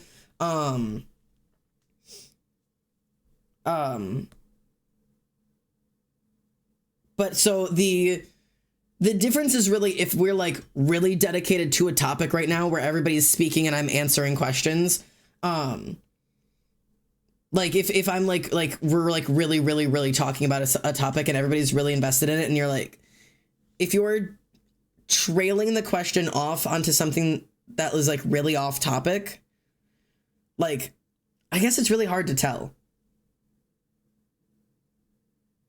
That's a hard one. I guess there's not a hard line. Honestly, if you're ever unsure, it's you're okay to ask. Like it's better if you're like, oh hey, is it okay if I like bring up something that's off topic, because that's polite. You're using proper etiquette. The reason I said like you don't have to feel like you have to ask is because like I feel like it almost feels like you like feel like you can't like talk about something without asking permission. Like I'm a teacher to a certain degree, which isn't a bad thing. I just want to make sure that like, everyone's not like they have to like sit and raise their hand and be like, hey, am I allowed to talk about this? Like the answer is always you are allowed to talk. And I like that you're asking permission to change the topic. So I guess I'm like, that's such a complicated answer. That's probably the worst answer I could give. I don't know if that was being helpful at all. That might have been a completely non-useful answer. And I apologize if it was a completely useless answer. But I guess that was what I was trying to say, is that like you're like you don't have to feel like you're not allowed to ask like talk about things. It's more that like the topic changing is like a hard one. Did you wake up and play a snake? What should I do? No, I feel bad, but like I'm still confused. No, don't feel bad. You didn't do anything wrong. You were doing the right thing by asking permission to change the topics. I was saying that you don't have to because of I wanted to make you feel comfortable to talk about what you wanted. You are doing the proper thing by asking permission. I'm just not used to it being so formal. Most people aren't so formal. But yeah, don't feel bad about it. It is totally fine to ask the question if you're unsure. Like if you're not sure if you have like if it's okay or not, like it's more the whole point of it is just like if we're kind of ending a conversation and you're moving on to the next thing, it's always okay. If we're still in the middle of a conversation, I will say like, yes, I can talk about it, but give me a second and then I'll get back to it. But it's also totally fine if you ask permission. Love's a two-way road. Both are fulfilled by me. Oh. No, because one time a teacher asked me why I was going to the bathroom and I said to fight the basilisk in a flooded basement. Yeah, that's what we do. That's what we do in the bathroom. All right, I need to like figure out how to like, I'm gonna like do like this. And then I want to do like that. That's going to be like the way the hair goes. Hair is so complicated. Okay. We'll go like that. Whoop. Okay. Hair is such a nightmare to draw in this position. I have no idea why I thought this would be the right idea, but it's gonna look good, I promise. Okay. I just have to figure out exactly how far in each direction it can reach, because I don't entirely know. But we'll do like just like a quick like sketch like this, and we'll work off of that from there. Oh, see, but I don't want it to be on this layer. That's why. Okay, we'll work with the rest of that in a minute. Let's get his hands done. I have to figure out what the fuck this hand up here is gonna be doing. My heart says freckles, but my brain says no. Boobies are great, but not so much. I have several questions. Wait, what? Off topic, the worst part about having girl bullshit is breast checks, breast cancer in general. Oh, yeah. Yeah, I get you. Boobs are a pain in the ass. Also, I have no clue if you remember this, but around the start of Nano last year, I asked you how to write a character that also manipulates the audience, and I finally figured out how to do it, and I've never been more proud of myself and my writing ability. Yes! That was around the time we were talking about the power dynamics thing, which is still a conversation I adore having. I have no idea what this hand is going to be doing. I have not planned this hand at all. I'm guessing it's going to be like this. Okay. Oh, God. It's going to be like... So these three fingers... Can you see... Yeah, you can see the back of this finger. Okay. And then... For anybody who doesn't, like, look at their own hand when you draw fingers, how the fuck do you do that? How do you not hold your hand up in the correct position and then just, like, go based off of that? I have never figured out how to just be like, ah, yeah, sure, the hand would do this thing. I don't fucking know what hands do. I've got to hold my hand up and just be like, maybe it does this thing.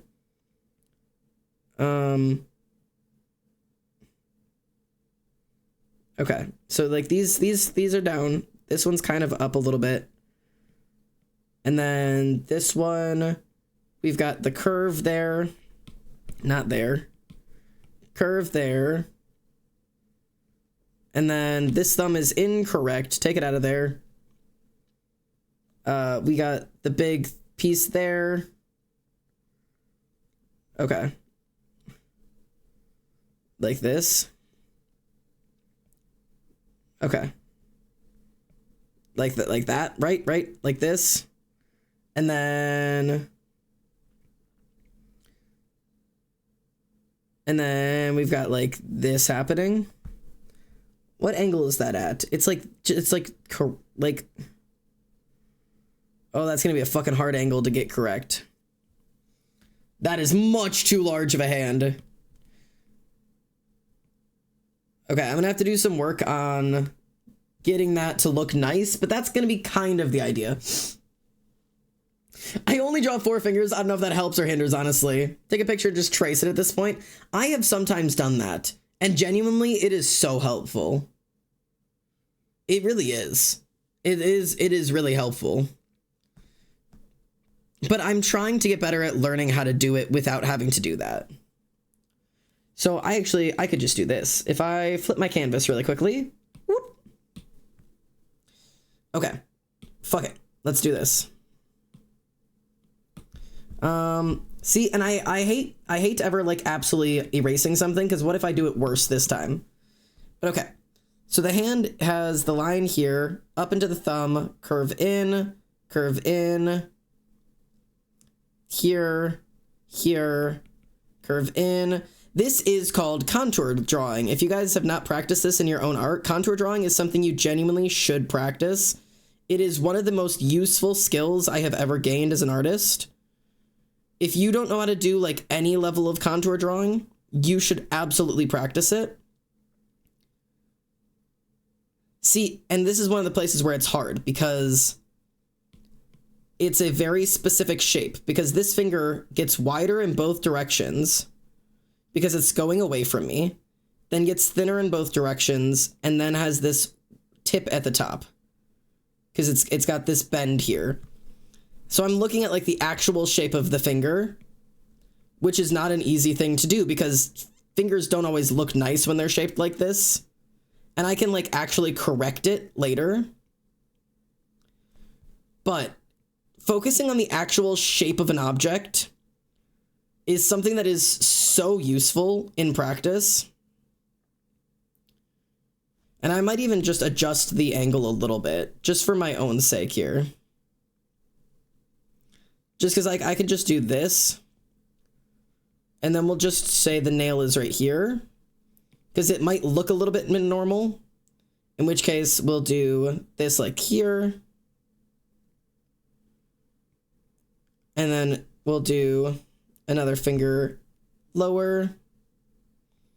And then this one is like coming in from over here. And I'll have to smooth this hand out and make it like aesthetically pleasing. Because this is not an aesthetically pleasing hand at the moment. But I'm getting like the concept of it and I'll like make it look good later. Do you know what I mean? But this is like, I'm getting like what the hand is supposed to look like to a certain degree. Okay. That's like the concept of what the hand should look like. Now I actually have to like make it look good. Do you know what I mean? Hands are really fucking complicated. They're one of the most complicated. Power dynamics question. What form of power is being an adult classified as? Usually power of knowledge, sometimes power of, what's the word? Oh, fuck, it's been too long.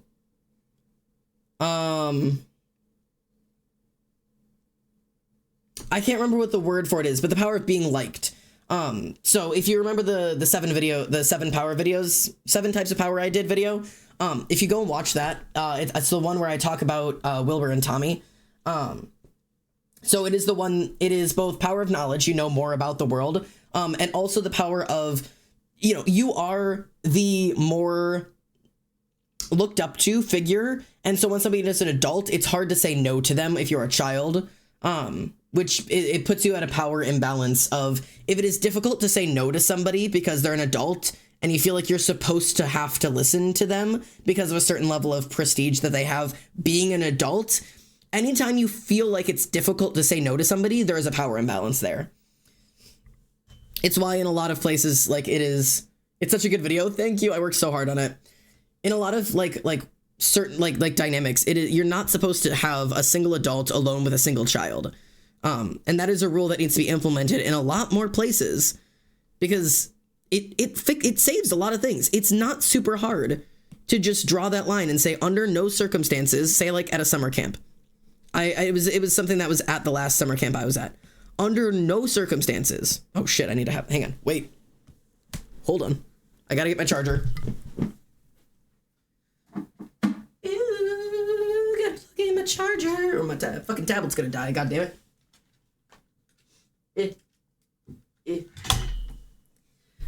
Come on, let's upset the neighbors, making some kind of noise. Okay, I'm back. At the summer camp I had been to when I was a kid, there was a specific rule that said, under no circumstances, for any reason, at any time, should one adult be alone with a child. For any reason. You could not have one adult and one child alone together at any point for any reason. There had to be at least 3 people in a situation if there was an adult and a child.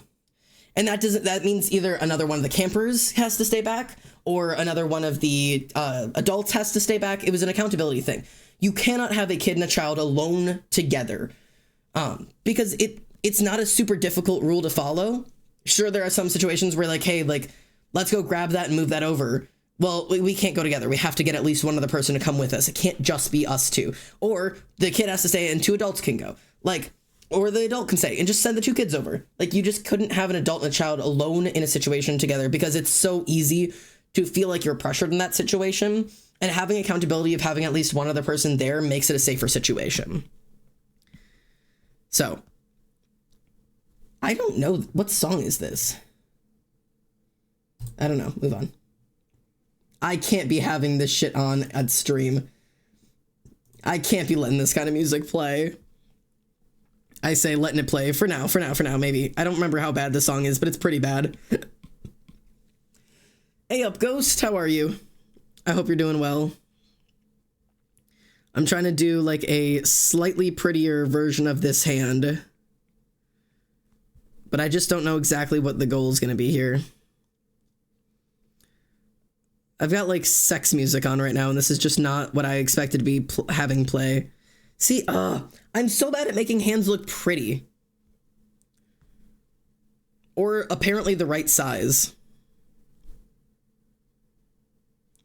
Okay.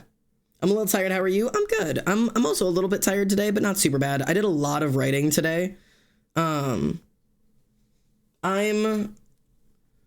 Yeah, I don't know. I did a lot of writing today, but also I got really stuck on my writing today, so I didn't get as much done as I actually would have liked to do. So it's like one of those things that like I feel like I got a lot done, but I don't think I got enough done. So I might end up having to keep working on it after stream, which is probably what's going to happen. Just because like I got really stuck on the emotional importance of one of the scenes that I'm working on. So like I need to like I was really trying to get a certain emotional vibe across, and it wasn't landing correctly for a while, which is why I really like Nano. Eminem just being in my ears right now is overwhelming. I really, really like NaNoWriMo because it forces me to write it anyways. If it wasn't NaNoWriMo right now, I probably would have stopped trying to write this scene and probably would have given up for a little while until I figured out what I wanted.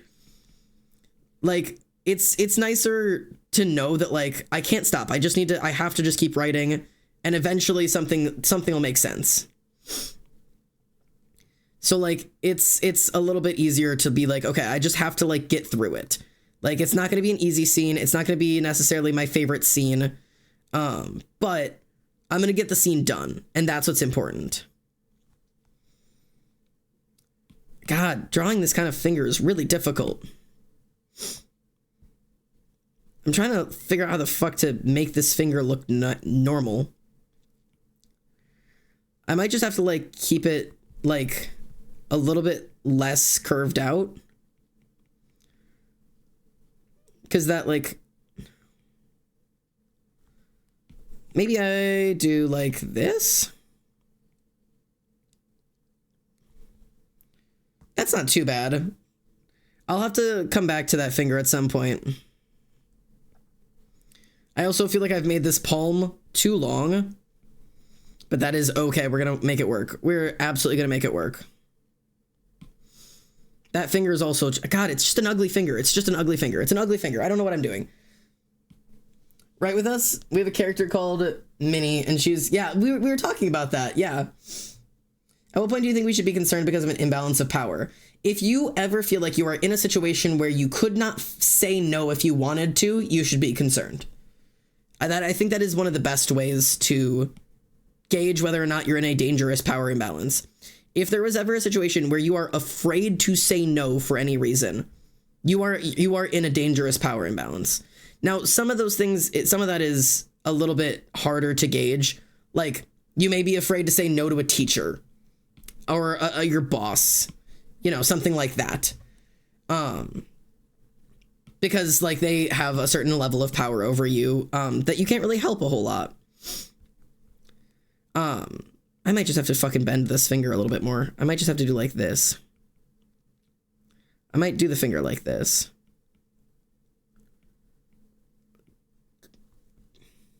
God. Okay. I will come back to that finger because at this point, I don't know what I'm doing with it. That finger specifically could get fucked. That finger in particular can get fucked. Get fucked, finger. All right. Okay, there we go. We're gonna work with this for now. And I'm gonna fucking pretend that finger is not real because everything else on that hand looks okay. Maybe a little bit of a softer thumb bend, I'm thinking. A little bit of a softer thumb bend here. Okay. That's not terrible. That's not terrible. I don't hate that. Okay. What do you guys think so far? Me with everything my parents say. Yeah, and that's when that's difficult, because your parents do have legitimate power over you. Legitimate power is one of the first ones I talk about. When there is a power imbalance that is a legitimate power imbalance, like a teacher over a student, a boss over a worker, a parent over a child, there is very little you can do about that power imbalance. It is going to be there because there is a legitimate title being held over you. But when at that point, you need to consider the concern, because say you're in a romantic relationship, the power balance should be almost balanced. You should both feel comfortable to say no and bring up concerns about anything back and forth. Between a boss and a worker, or a parent and a child, or a teacher and a student, the power balance should not be equal, because the parent has say over the child under the age of 18 to a certain degree, because it is a child and children don't always have the best interest in mind, or the teacher has rules over the students because the teacher is in charge of that environment. So there are situations where you can't say no to a teacher or can't say no to a parent, in which case you should be assessing from the point of, could I say no if I felt like I was in danger, or if I felt like I was going to be put in a situation that made me physically uncomfortable? Like, to go to a really, really extreme situation, say like physical touch. If your teacher or your boss or your parent were to touch you in a way that made you uncomfortable, whether that just be a hand on your shoulder or a hand on your lower back where it starts to feel kind of weird, or like touching you in a place that is inappropriate, and you felt like you couldn't say, hey, stop, now we're in a danger power imbalance. Because you should always be able to say no to physical touch, whether it's a parent, a teacher, a boss. It's not appropriate. You should always be able to say no to that, no matter what the legitimate power is.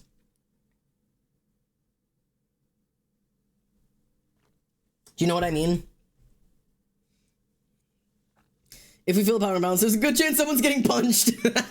Well, that's valid. Gotta go later, Sunset. Good to have you. Oh. All right, back to drawing nude men. What if you're scared of saying no for upsetting them, but they've done nothing bad with the power they have? It doesn't mean that it's not there. Power imbalances aren't always inherently bad. They can be used for bad, but even if they're not inherently bad, you should be aware of them when they're there. Like, that is something you should be aware of, because then it becomes a problem when it can be used. Like, say it is like an older sibling, right? And you don't want to say no to them because you're worried you're going to upset them. But your sibling hasn't asked you to do anything or forced you to do anything that made you upset. You just know that if they did, you don't know if you'd be able to say no. That needs to be communicated to a certain level, because even if they're not using it for bad, you should be aware of the fact that it's there. Being aware of power is always a good thing. You cannot be hurt just by being aware that the power imbalance is there. Power imbalances can be good. They absolutely can. Like in situations of children and students and teachers and all of that stuff, like there are certain circumstances where a power imbalance is healthy and they can be used for good. No friendship is perfectly balanced. That's actually something I'm really pissy about sometimes. People are like, my friendship is so toxic because I give so much more, or I do so much more for this person, and that makes them a toxic friend because they're not giving enough of fucking whatever the hell it is. That shit makes me so irrationally angry, because like, that's just not how it works. Like, the whole point of like friendships and stuff is that like, I need you there for when I can't do that. It's not the whole point. Friendships don't have to be entirely transactional, you know, but like, it's supposed to be like, on the days that I can't do it, I need to be able to turn to you. On the days where I need something from you, I want to be able to turn to you and say, hey, like, I need some support here. Like something like that. Like, that's what friendship is. Like, friendship is, hey, I know that you can't do this thing right now. Let me do it for you, because I know someday I won't be able to do it and you'll do it for me. That power imbalance is natural. It is a give and a take. It is a swing back and forth. We were just talking about hurt comfort. That's part of it. Like, what the quote that I gave from Rent is the fucking it's the I gave an inch and you gave a mile to who? That one. That like, you gave an inch while I gave a mile. That's natural. Some days you can only give an inch and your friend can give the mile. And there's going to be a day where your friend can only give an inch and you have to give the mile. And that's okay. It's okay. It's okay for friendships to be unbalanced sometimes. There is a lot of nuance that goes into when it's become unhealthy. Also, I feel like I need to give this guy a little bit more hip. Feel like I gave him not quite enough hip here. That might be a little bit better. Yeah, that's a little bit better. I like that better. Okay. I think there's a lot of education for identifying power imbalances, but not how you're meant to get out of a danger power imbalance when it's not legitimate power. That is a really, really hard question. That's a great question.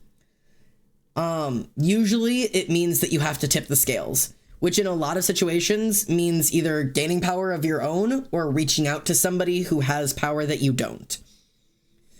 Like, it's removing the power they have. You either need to gain your own power, add something to your scale that is somebody else, or thingy, or you need to remove the power that person has over you.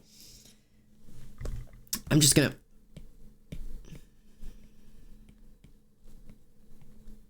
Azazel. With the little... Azazel. That's his name. Thingy. His name is Azazel. Yes, thank you. My poor fucking character. Azazel. Hi, Tyrio. Tyrio, don't you love having all this information you can't talk about? You know simply so much, and you can't say damn shit. Alright. I think I'm gonna do my clean line art now. How do you remove someone else's power? Well, it depends on what the power is, not murder. But say like something like you're afraid to upset them. The reason you're afraid to upset them is because you look up to them in a certain degree. If the reason someone has power over you is because you look up to them, you remove their power by removing the respect you have for them. If you don't want to upset somebody because you really, really respect them, and they abuse that power, when you no longer respect them and you no longer care what they think about you, they lose that power. Because it's not an internal power, it's an external power. So external powers and internal powers are talked about in the video. Internal powers are ones that you gain yourself. Power of knowledge, power of ability, you know, skills that you have, things that you know. That's a power that you internally hold. But power of rewards and consequences is something that has a lot to do with other people. If the reward is your attention, like, it only matters if that person even wants your attention. That can come and go so quickly. Azazel's in your mini fridge. I love when he's in my mini fridge. Ah! He's here! Oh my god, that's so cool! Ah!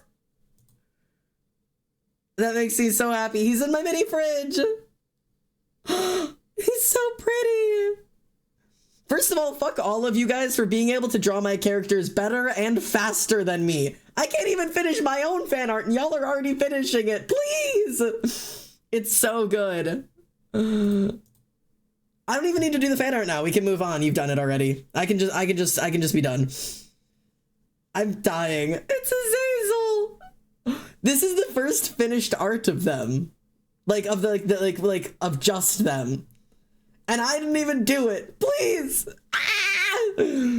You're kind of gay / pause. Also, you're really handsome. Hi, Hedgehog. Well, thank you. That's so sweet. I am really gay. Oops. Hello, Velo Kitty. Question I just got here, and this is really interesting. I heard you mention a video. What video were you talking about? Here. I can actually share it real quickly. Exclamation point rant.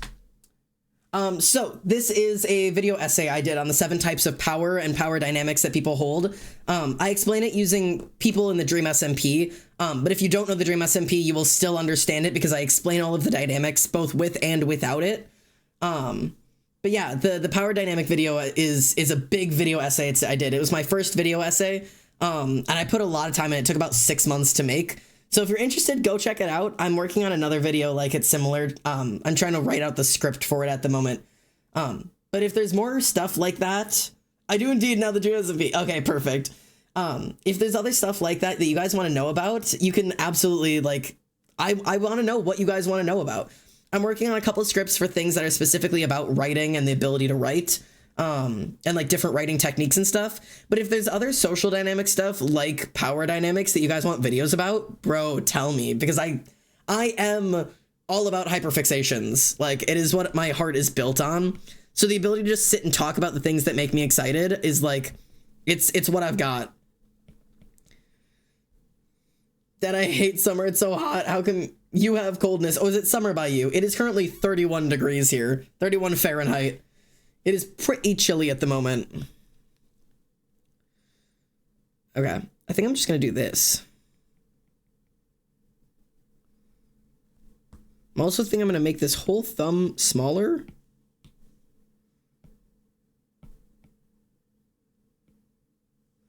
I feel like that'll do what I want it to do. I feel like this is what I wanted all along. Okay, that looks good, except I feel like it's supposed to be the other direction. Hang on.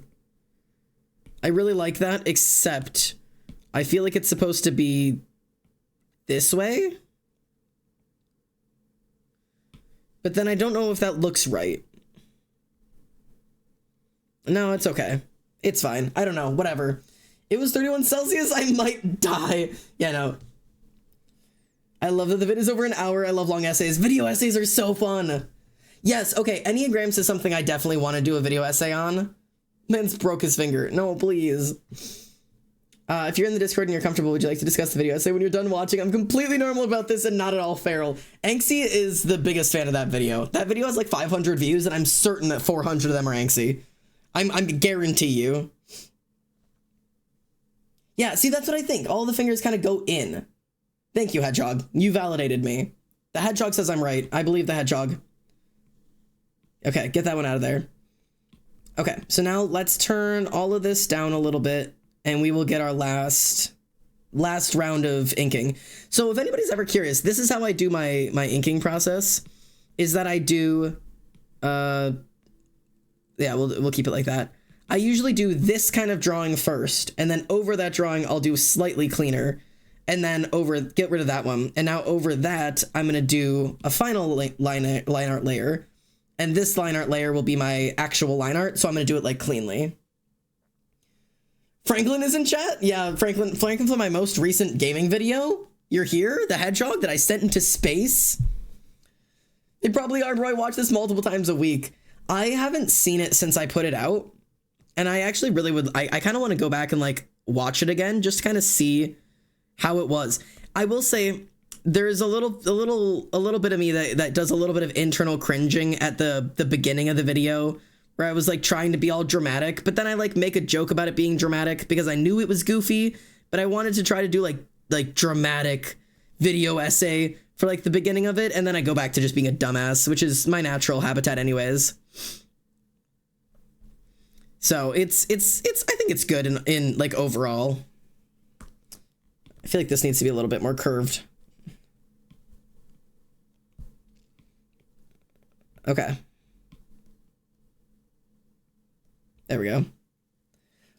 This boy's so pretty. What song is this? This is one of my favorite songs ever. This is actually a cover. It is called Last Resort, the Reimagined. It is by Falling in Reverse. It is an old like emo song, but it's so good. It's literally so good. It's so... You should see the music video. Sorry, I'm overwhelmed. You should listen to this, though. I'm turning it up a little bit.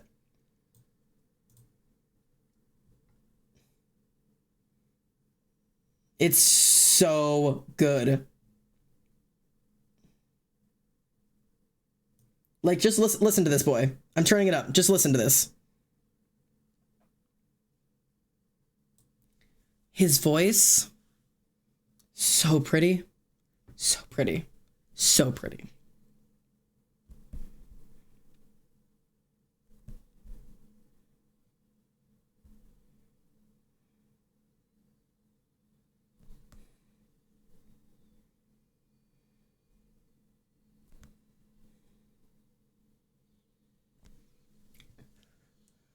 Listen to him.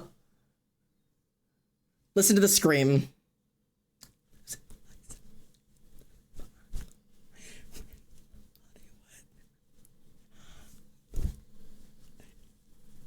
It's so good.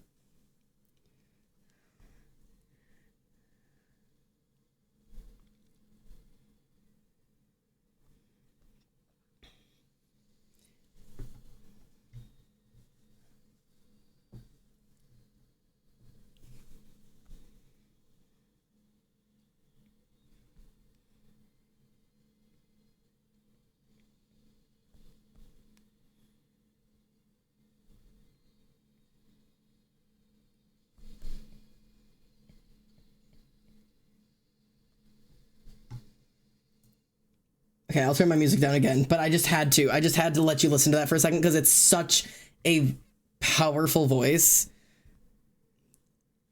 Who are we drawing? It's Azazel. Welcome back in, everybody. Oh, is this Pink? I love Pink. I love Pink. She has such good music. I hope you guys are still enjoying the doodle in here. We are still working our way through drawing Azazel. I'm trying to get this boy drawn. I've never actually drawn him myself other than the one time. So I want to like actually do like true art of him. This is my first time really trying to get it right. I also really have been trying to learn a little bit on working on line art because it's not something I do a lot. Because it's just like, I don't know. I don't do a lot of line art work. Like trying to figure out like line weight and like where it's supposed to be thick and thin. I have very static line weight and I don't like it. Like I love when there's like really thick, like good juicy line art. But like I was raised with like the concept that like you're like that like lineless art is the superior art form, and I just don't agree. I just don't agree anymore. But I'm trying to like unlearn it. Pink! Is that the angel bitch or the ginger? It's the ginger! I haven't watched your streams in a couple months. I'm surprised that your vibe has become even more immaculate. Aw, Hedge, thank you, mate. Is it okay that I called you Hedge? Hedgehog? I don't know what you want to be called. But thank you. It's an honor. I have been... Okay, I promise I'm not going to talk about this long. I'm going to make a brief reference to it. I have been in so much turmoil about stream recently. Like, I stopped having fun streaming for so long. And, like, something about, like, these past 2 days, like, feels like I'm, like, getting back into, like, what I actually like doing. Because I've, like... I'm moving on from the like trying to be a certain type of streamer and like I've got to do this if I'm going to succeed, because I think everybody could tell that I wasn't having a good time. So I'm doing my best to just move the fuck on from all of like the stress of it and just go back to having a good time. And I genuinely feel like I'm getting somewhere here, and it's really nice. So I'm glad that you guys also feel it. Those lines looking delicious. Thank you. Line art is so hard for me. See, and it looks like, oh God, sketches always look better than the actual art. God, I'm gonna struggle so much with this. Okay, I'm just gonna have to keep going with it. I'm not giving in. I'm not giving in. We're going with it. I need to get used to like, I like having messy line art to a certain degree, but I don't want it to be super messy. I just know like clean line art isn't my fucking vibe anyways. So like, it's fine if it's a little bit messy, but I get really insecure about it because I love like super clean, like pristine line art, and I just don't ever have it. More art. Yeah, we'll be doing a lot more art. It really makes me happy. I feel like I still need to give this boy a little bit more hips. We need to get a little bit more hip action.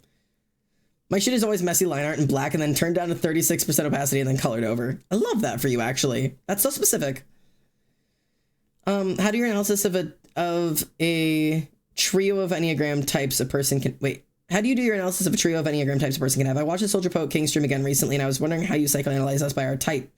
You should totally do a quick example of type 168.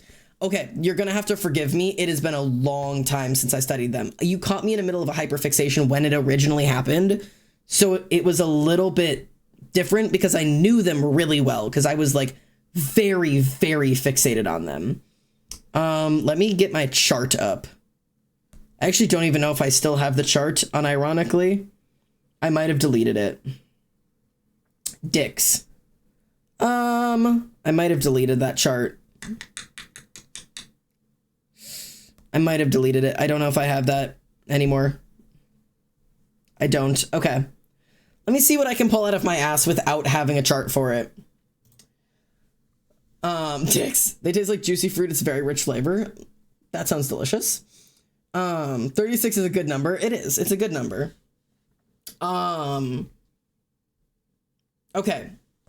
So I had a little chart that was like this. 1, 2, 3, 4, 5, 6, 7, 8, 9. And these were our kings, poet, soldier, and then born to be kings, born to be poets, and then born to be soldiers. So if you were saying 1, 6, 8, right? So 1 is kings meant to be kings, poets born to be soldiers, soldiers born to be poets. Okay. So each one of these things, right? Each one of these specific Enneagram types has specific things that they focus on and has specific things that they fear. And also each one of them have a specific thing that starts to stand out. Soldiers are your people who are constantly would rather follow than do. They're better at just being a part of the pack. Poets just want to observe, whereas kings want to lead. And then these are what the role that you play in life, and these are the role that you are meant to play if removed from the stress situation that you're in. So it's like one of those things that like you kind of just put those pieces together. So if you're a king meant to be a king, okay, these are the bitches who are trying to fix shit all the time, trying to fix everything, okay? Type 6s, those are the people who are constantly panicking that something is wrong. You're like under the impression that like you're always looking for the worst scenario. Easy, these two go together. Constantly looking for the worst scenario and also believing it's your job to fix it. 8s, these are our childhood traumatized bitches. They were born to be poets, born to see the beautiful in the world, but forced to be soldiers because they were put through really hard situations, which means that they are people who believe that they were given some of the worst things in life and have decided that no one else should ever have to deal with this. So connecting these in, you end up with a person who went through some really horrible situations and truly believe that they were forced to go through things no one else should ever do and have decided to dedicate their life to making sure no one else has to go through that. Number 6, meaning that they are constantly looking for those situations, constantly trying to be aware of where are things going wrong, what's going to fall, how do I prevent it? And number 1, believing that I am the one who has to stop it, that because I went through it, I am the only person who can make sure that nobody else can go through it because I have to constantly be on the alert. So you end up with somebody with a lot of paranoia, constant looking out for things, constantly looking over their shoulder because they believe if they fuck up, it's going to be their fault that somebody else ends up like an 8. That's kind of what it is. It's finding where all of those points connect. Does that make sense? I hope that makes some sense. Damn, psychoanalyzed me with issues I didn't realize I had. Whoopsies. Sorry. Yeah, that's kind of like what I do. I love psychoanalysis. You got done, bro. Rip. Sorry. Be careful. Be careful giving me your Enneagram types because I will tell you trauma you didn't know you had. It's the same thing about telling me your favorite Dream SMP character. It's a dangerous game. All right. Let me try and get some wrinkles in here. Okay. I'm usually pretty okay at drawing wrinkles, depending on what I'm trying to draw. But sometimes wrinkles are fucking hard. So let's try and do like this, and then these would go here. Like that. Wrinkles are really about knowing where the weight falls. Okay, that should be good.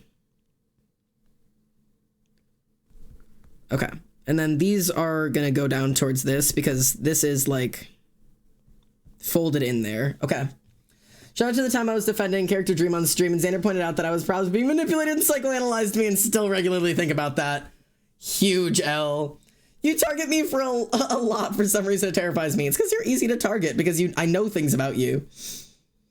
I love this. Someone please teach me everything. Hold on, I want to test those waters. Go on, stick your thumb in the water.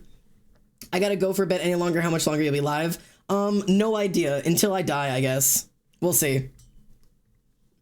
I mean, I kind of just conform to the situation around me to deal with it with the lowest amount of energy possible. That's valid, actually. I analyzed myself with my favorite Dream SMP characters. That was a fun time in my life. Yeah, I love analyzing people for those. You don't know shit. You don't know me. Okay, maybe an unpopular opinion, I don't know, but the belly wrinkles and little softer figures are amazing and gorgeous in art.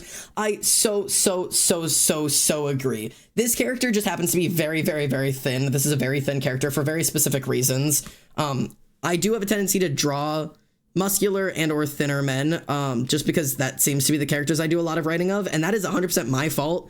And I should be changing that shit because I love me a man with a big belly, with just a big, soft, squishy belly. And women, oh my god, women when they have the little, like, it's not like, it's like the boobs and then there's the belly, but there's that little line that's like right under the ribs when they fold, that it's just, it's so sexy. It's so obscenely pretty. I love women. I love people so much. Like, soft bodies are just so pretty. Bro's malnourished. No, for real. You should tell Xander it will not severely psychoanalyze you and cost you to think about it for years. No, not at all. I can only draw muscular people. Yes, I'm a character type of fan. Yeah, felt so hard. Fucking love soft characters. I actually I've grown a lot of love for my own body just through drawing. Like, I showed this one earlier, but if you weren't in stream, like, I drew my own body when drawing. This was a picture from when I was at Pride Fest. And this little line right there is what I'm talking about, where it folds right there. Like, that's that. Bellies are soft. They're soft and they're pretty. And like, I have a lot of love for my body through this image, despite the fact that I was very uncomfortable looking at the actual photo. I got used to it a little bit because this is pretty. It's pretty, and it makes me happy. Love handles? No, love handles are these. Love handles are down there. So.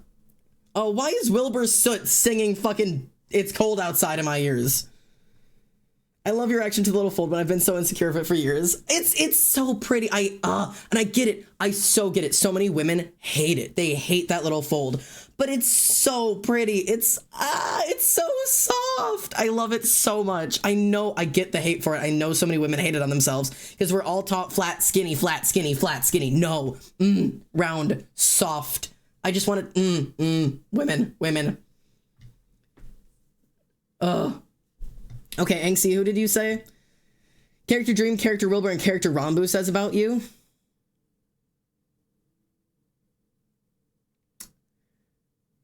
So here's the thing. Manipulative male character, manipulative male character being manipulated. So, why are you blinking slowly? Emily, why are you blinking slowly? What are you blinking about over there? Oh. Did I do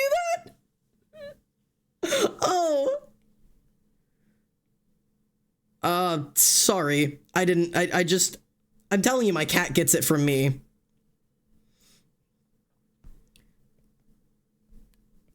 Oh, Lord. You read it and just slowly you were blinking slowly, Xander. Yeah, I was judging you. What kind of nose you have? Like,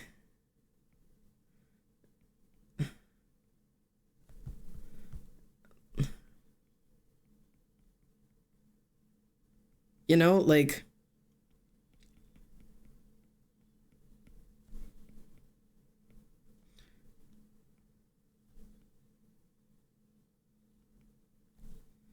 very, very, very, like, yeah, nose.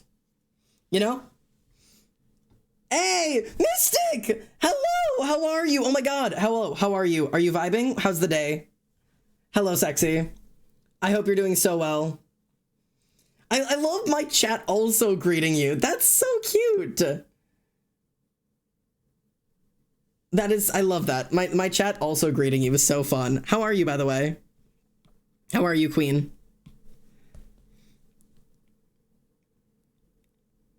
Okay. See, and I have trouble drawing this character as thin as he's actually meant to be. He is a very thin character, and despite the fact that I draw a lot of thin characters, especially with certain like things like legs, I have trouble not drawing them at least like somewhat muscular. Okay. Like I'm not used to drawing thighs that curve inwards. It just makes me feel weird. Should I have popcorn or spaghetti? Spaghetti, obviously. I want to put my shit out there and get read, but I'm so worried that I will leave in tears. I can try to be gentle, maybe. I'm too autistic to understand what you meant by that. Oh, that's gonna be a hard one to try to explain. I hope you're having a great day. I hope you are too. Super tired. Sleep well. Thank you for stopping in. I love you. Hope I see you soon. Everyone leaves in tears, darling. Yeah. Okay, so liking Dream, liking Wilbur, and liking Rambu. Okay, so A, you're young. That's just a comment. Don't know how young? Probably fairly young. Easily manipulated. You like to see the people in power. No offense in the easily manipulated thing, but you're definitely a fan of the people who can convince you that they have power. You like somebody to look up to, kind of thing. The Rambu is probably your self-insert like. That's probably who you like because that's who you feel like. But it means you're looking for someone who can guide you. You're feeling very lost. You're looking for guidance. The thing is, you keep turning to the wrong people. You keep being like, I don't know what to do, so I can turn to someone smarter, turn to someone bigger, turn to someone who knows more than I do. And you're reaching out for someone to guide you in the right direction and like reach out that hand and save you. Except you keep grabbing hands with the fucking sociopaths. That's the issue.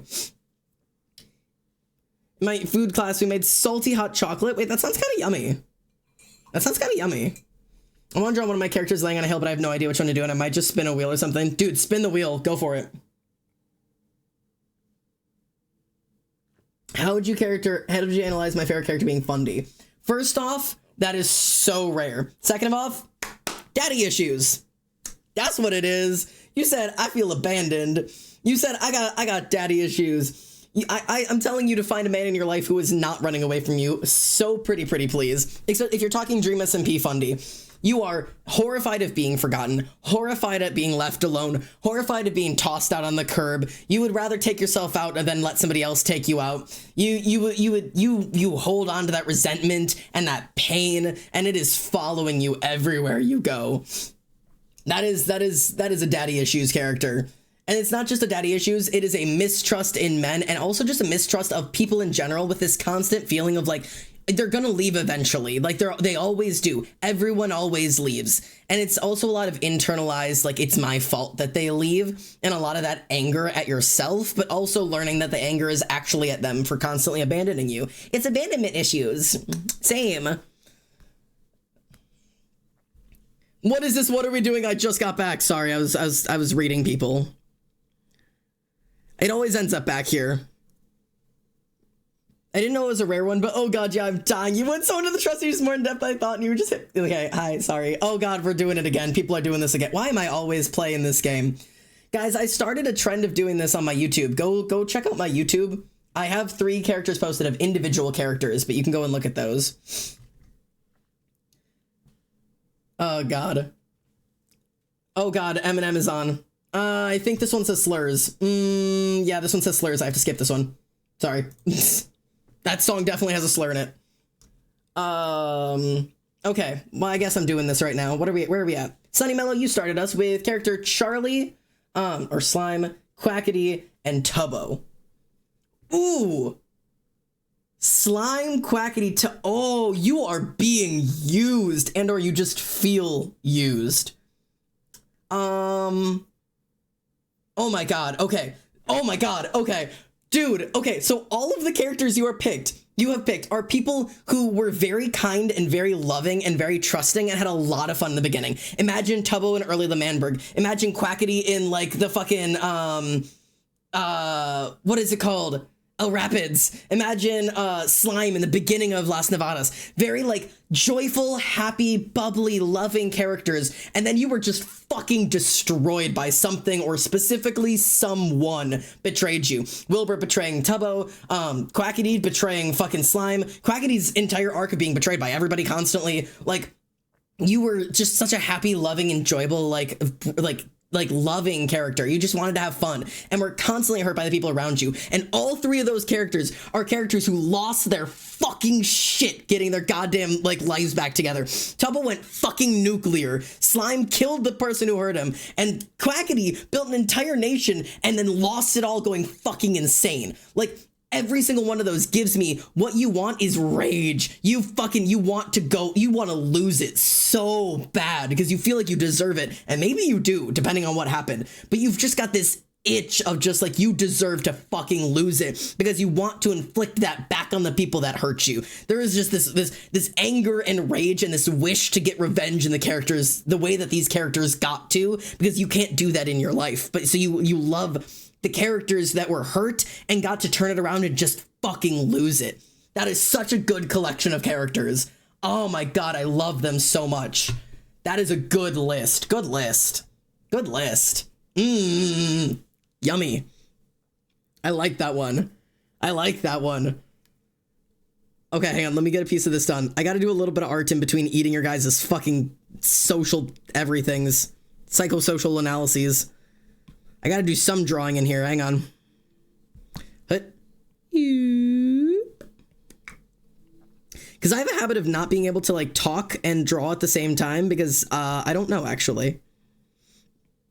Okay. Okay.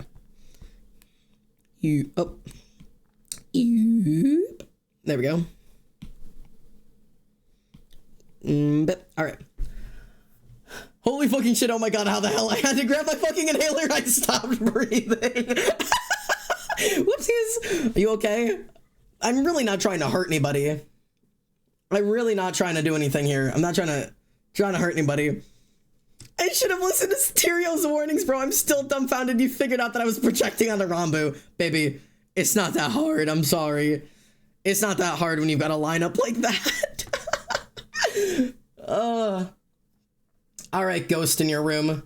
Wilbur, Ranbu, Tommy. Well, number one, you've got main character syndrome. Let's start right there.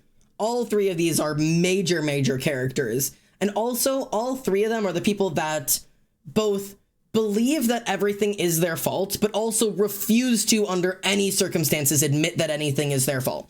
These are all characters who are constantly blaming themselves when shit falls apart. Like, Wilbur did it a lot in the end of L'Manberg, but he never would have admitted it out loud. But he knew he was the reason everything fucking fell apart. He's damn well aware, but he would never say it out loud. Tommy's the same way until the very end. That Tommy knew shit was his problem, and it was constantly him that was causing it, and so it was constantly like, I am the only one who can fix this. And same thing with Rambu. The message here for you is you don't have to be the one to fix everything, and not everything is your problem. Like, you didn't cause every problem. The fucking downfall of Rome was not caused by you not getting out of bed this morning, and it's gonna be okay, sweetie. Like, you can take a day off and have a goddamn nap. You're gonna be fine. I'm not insulted. You're just really fucking right. I brought up yesterday how I needed friends because of exactly what you said. Yeah. Imagine a character that constantly cracks jokes. You're insecure. No, I'm kidding. There's a couple characters that are similar to that. Usually comedy is a defense mechanism. It's usually an insecurity thing, and usually there's a certain level of wanting people to like you, and comedy is a very easy way to get people to like you and to get attention on you specifically. So if a main mechanism of yours is turning immediately to comedy or trying to make people laugh, it's generally some sort of sign that you're looking to get positive attention on you in any way possible. Anyways. Damn, you're completely right. Rip, sorry. Wait, what the hell was my lesson? I just want to fucking rage. Oh, God. Okay, lessons are a hard one because not all of them have good, like, a good lesson to learn. Sometimes it's just realizing the situation you're in without even knowing that that's the situation you were in. Also, I feel like I need to, like, hang on. I feel like this whole leg needs to be moved up because I feel like I didn't foreshorten it enough. Hello, Finky. Thank you so much for the follow. Welcome home. I hope you're so well. I hope you're doing okay. I'm psychoanalyzing my chat right now and also drawing men. Two of my favorite things to do. So I hope you're enjoying the stream. Welcome home. Yeah, your message is stop looking up to psychopaths. This is deeply concerning. You read me from my comedy alone. Cyber goes, now wait a damn minute. Now wait a damn minute. Sorry. I didn't mean to come for you. Sunny Meadow, your lesson is, number one, you're allowed to be angry. That's your first lesson. You are so allowed to be angry. Now, are you allowed to go nuclear? No. Now, are you allowed to blow up a city? No. But you're allowed to be angry, and you're allowed to tell people you're angry. You're allowed to let people know, hey, you hurt me and it fucked me up, and I need you to know that. Now, the thing is, some people won't give a shit. Some people will not care, and that you can't change. You can't decide how somebody reacts, but it's valid to be hurt and to be angry, and you need to validate yourself in those feelings. Because right now, you just got them all in you. You got to get them out. Somehow. Okay, Enneagram 2, 4, and 6. 2, 4, 6. Soldier, poet. No. Soldier, poet, king. Soldier. Nope. Soldier, poet, king. Okay.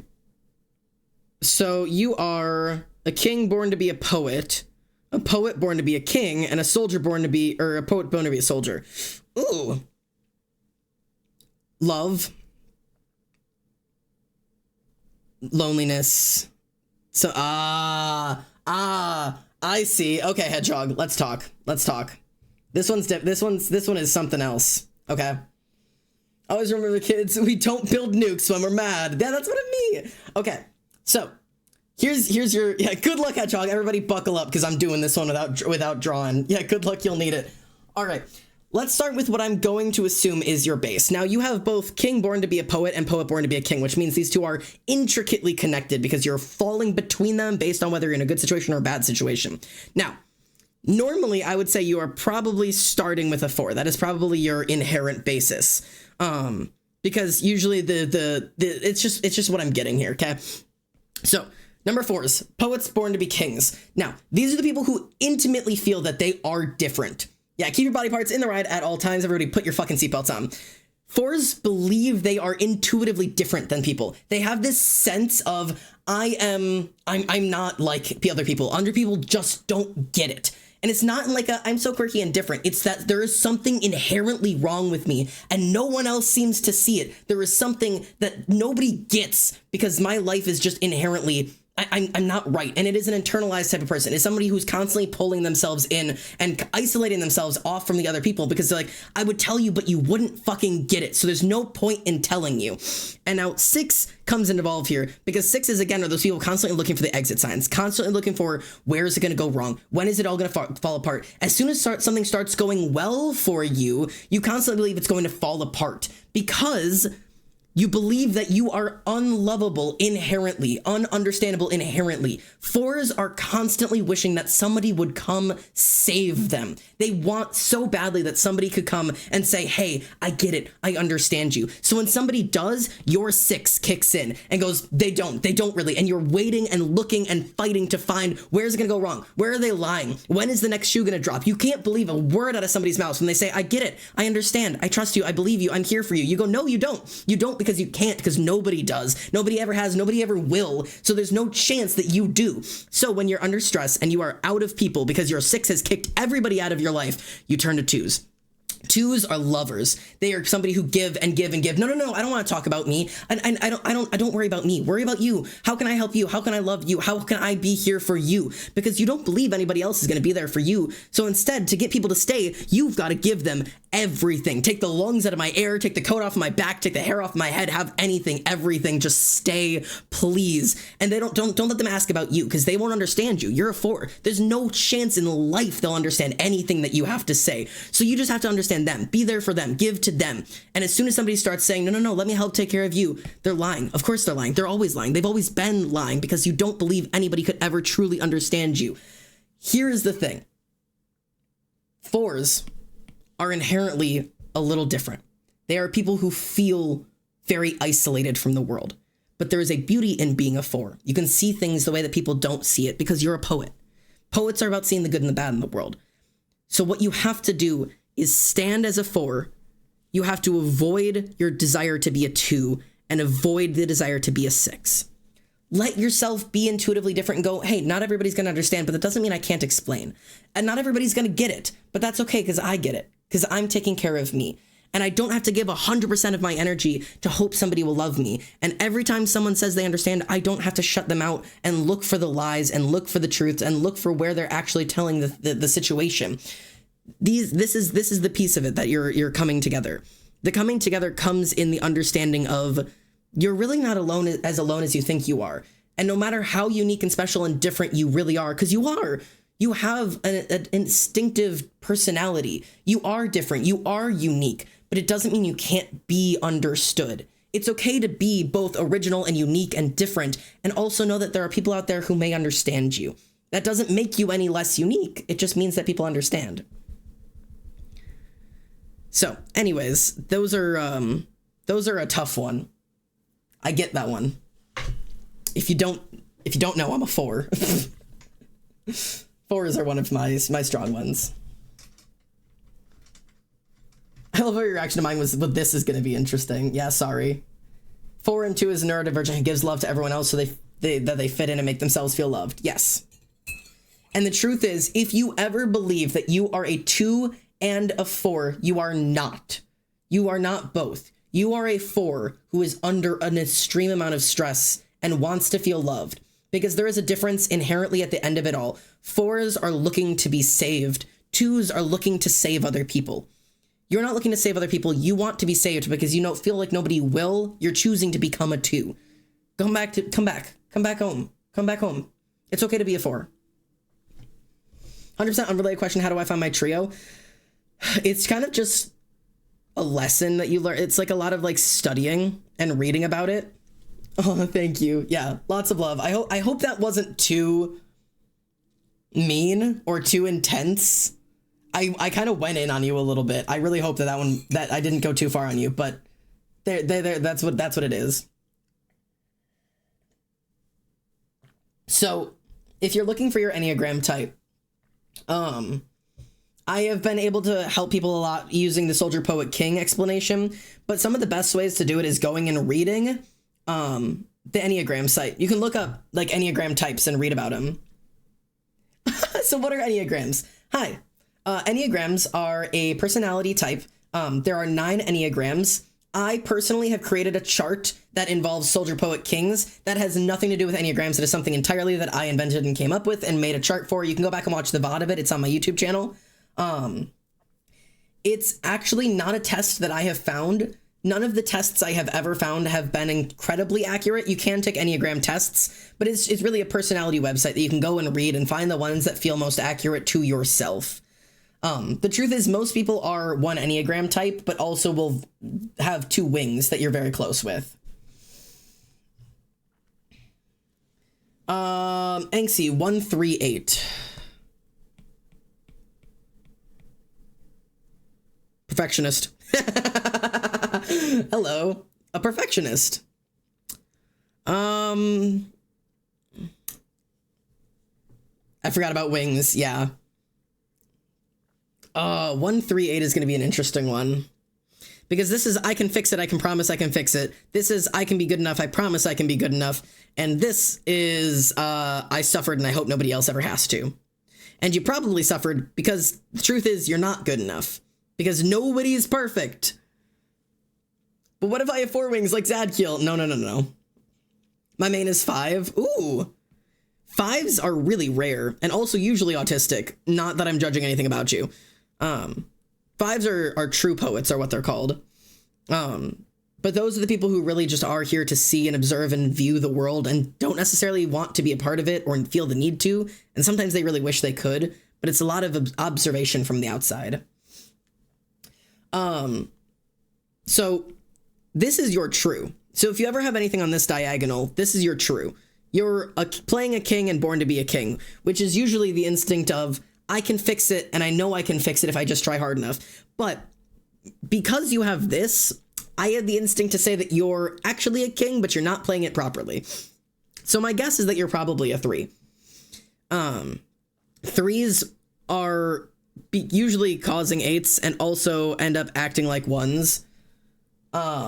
But threes are the people who have the need to be perfect because they feel it's the only way to deserve and earn love, probably because of your experience as an H, which is usually a childhood trauma of some sort, usually being told that you're not good enough unless you are perfect, and thus you give 100% of everything into being perfect. And also that connects with number one, being that everything is your responsibility to fix. Yeah, the wings are not something that I pay a lot of attention to, because wings are more of like, they don't make a lot of sense. I don't pay attention much to the wings. I just do a trio of my three highest. And normally something in your three highest can be explained by stress and by growth. So like for myself, I am a 4 inherently. When stressed, I become a 2. And under growth, I usually end up becoming a 7. So I am those. It's interesting to explain. Anyways, I'm like overwhelmed. I'm like actively sweating. I am like actively, like, I'm worked up. Trauma caused me to want to be perfect, so it's a 3, but how does the 1 fit in? Hang on. So ones are your kings meant to be kings, which means they see things wrong with the world and have an inherent desire to fix it. And my guess is you probably are truthfully a 1, but your 3 is getting in the way. Because 1s can do a lot of good. They can do a lot of really amazing things because they have this drive and this desire to make the world better. But you're holding yourself back with your 3 by deciding that I can't make it better if I can't make it perfect. So your lesson in in the thought of that is that it's okay if it's not perfect. You're allowed to just do like as best you can, and it not to be like absolutely perfect, which is a hard thing for a 3 to understand. But the work that you can do as a 1 is super important, and your ability to do it, even if it's not perfect, doesn't mean that you didn't do it well enough or didn't do enough, or, it's not worth it unless I can do it perfectly. That is coming from the 3 inherently. So you probably want to lean a little bit deeper into being a 1 and try to steer away from this desire to have everything turn out perfectly and feel as if something wasn't worth it if it didn't come out perfect. You kind of have to fight against that inherent feeling that like it's got to be 100% or it wasn't worth it at all. That's kind of like the fight that you've got to put up there. That is not a good foot. I will adjust that later.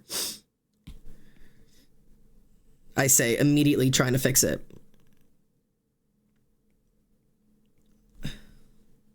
I'll see what I can do about that, but oh well. I don't know anything about them because of being categorized makes me feel like shit, but I took the test years ago and got 9 as my main, and I think 2 and 3 as my second highest. I don't fucking know. I only care about my Enneagrams for OCs. 9 makes sense. 3 also makes sense. 2 also makes sense. And it's probably because you're inherently a 9. So, I have to go for the night. No worries, Hedge. Thank you for the amazing stream. Have an amazing night. You did a fantastic job with the Enneagram and honestly got everything right. Thank you so much. Yes, and thank you for being here. I hope I see you again soon. Now that things are back on the up and up. So, okay. Emily, I'm going to do my best not to go too crazy on it. Because I don't know if you signed up for it. You just kind of said them. But I'm going to take you saying them as permission to do you. We're not dating. So I think I am under the belief that you are inherently a 9, and that causes both of these. So both of these are causational personally. So 9s are your peacekeepers. They are your balance keepers. They are whatever you want, whatever you need, whatever I can do to keep the peace. I just don't want anybody to be upset. Don't want anybody to be angry. I don't want anybody to turn on me. Like, a lot of the focus is on keeping the peace with everyone else. And the ways that you do that are 3 and 2. So 3s are a nice, easy way to keep a lot of people happy because 3s are your perfectionists. Perfectionists are, you're trying to make everything come out perfectly. If how do I make people happy? How do I make people, how do I make everyone, satisfied with what I'm doing? How do I keep everybody from falling apart and leaving? Well, I just have to be perfect, and also I have to love them. And that's what it is. What is this graph thingy? It's Enneagrams. Enneagrams and my little chart that I made in my head. It's how I explain psychoanalysis. But so a lot of it, nines usually come from childhood trauma to a certain degree. Usually it comes from this inherent feeling that the world around you is not necessarily safe, not necessarily a physical thing, but just that there's not like an inherent amount of like love or affection or care that is being put into your childhood. And so there's a lot of focus on, I have to keep the balance. I have to keep the peace. I can't be causing problems. There's too many other problems going on. I can't be the one causing them, which means I have to do everything perfectly. Not only do I have to do everything, but I have to do it all perfectly. And then as you get older and this doesn't really work, because things like threes work really, really well when you're a kid. Sports, grades, awards, those kind of things work really, really good when you're a kid.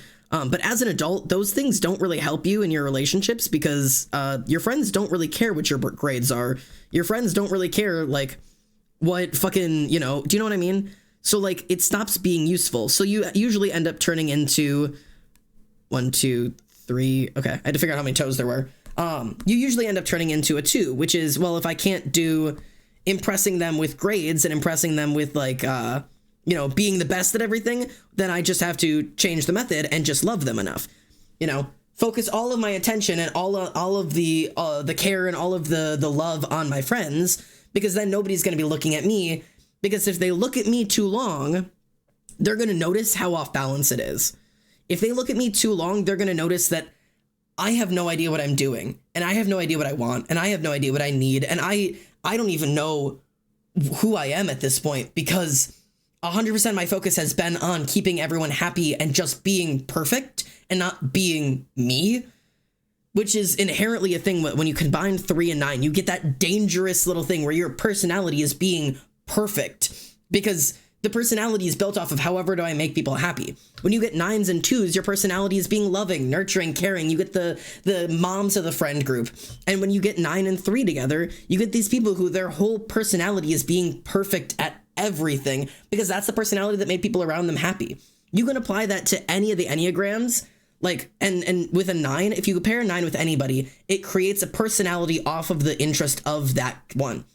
With 4s, you end up with these people who their personality is being unique, being different, being internalized, being, closed off. And that is the personality that, kept the peace in their household. So there you go. 9s, 3s, 2s. A little bit of a read there. Okay, let me get some drawing in again. I feel like I'm out of breath.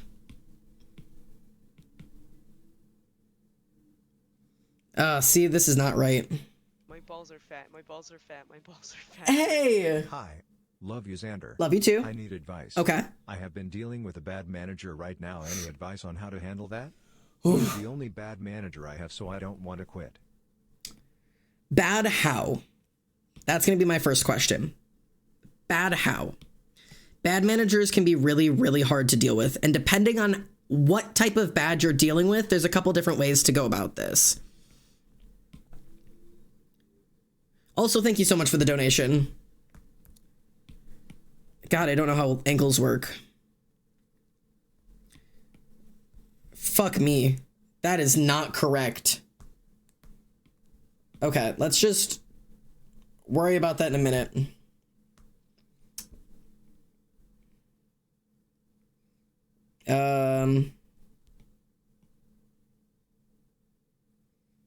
God, this is difficult. Okay, sorry, I'm like really struggling to get this correct.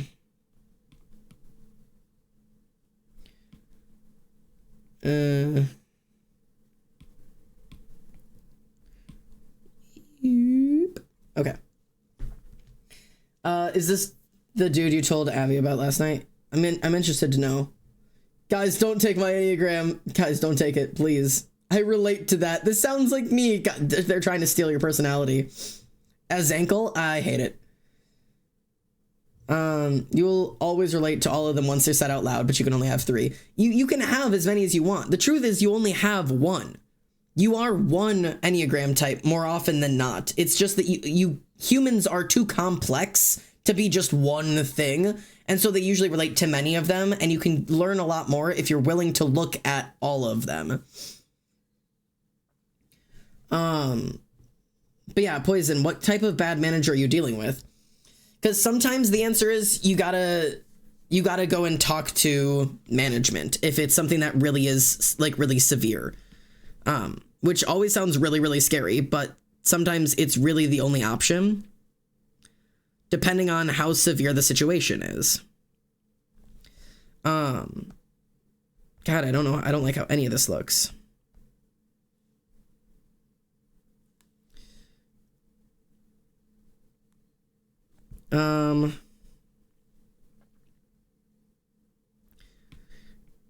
And sometimes, and this is also going to feel like shitty advice, and this is a hard piece of advice to give here, but there are circumstances where you just have shitty bosses, and there's nothing you can do about them.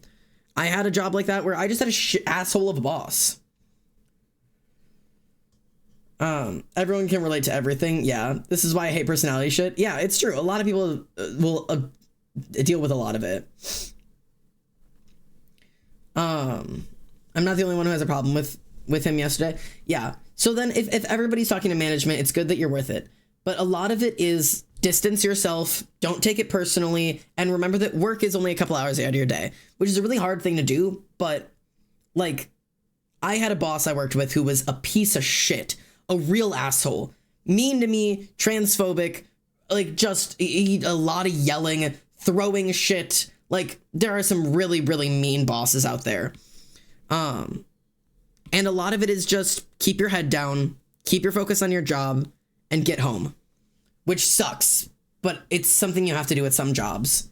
Is Hazel fridge? Oh god. There's more? Ah! Oh my god.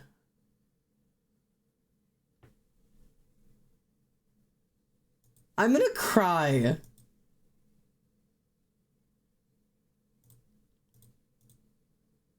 I'm gonna cry. He's so cool. I've never gotten to see him before, and it's him. You're drawing him. It's my baby. It's my baby. You're gonna hate the book. He means so much to me. I'm gonna like lose my mind. I'm so overwhelmed. Like, this means I'd kill to get this much OC fan art. Dude, I'm telling you, I don't deserve this. I don't, but it means so much to me. It means so much. I need to give this man more hips. I need to do it again. Okay, we're making a slight adjustment. We're hipping it out.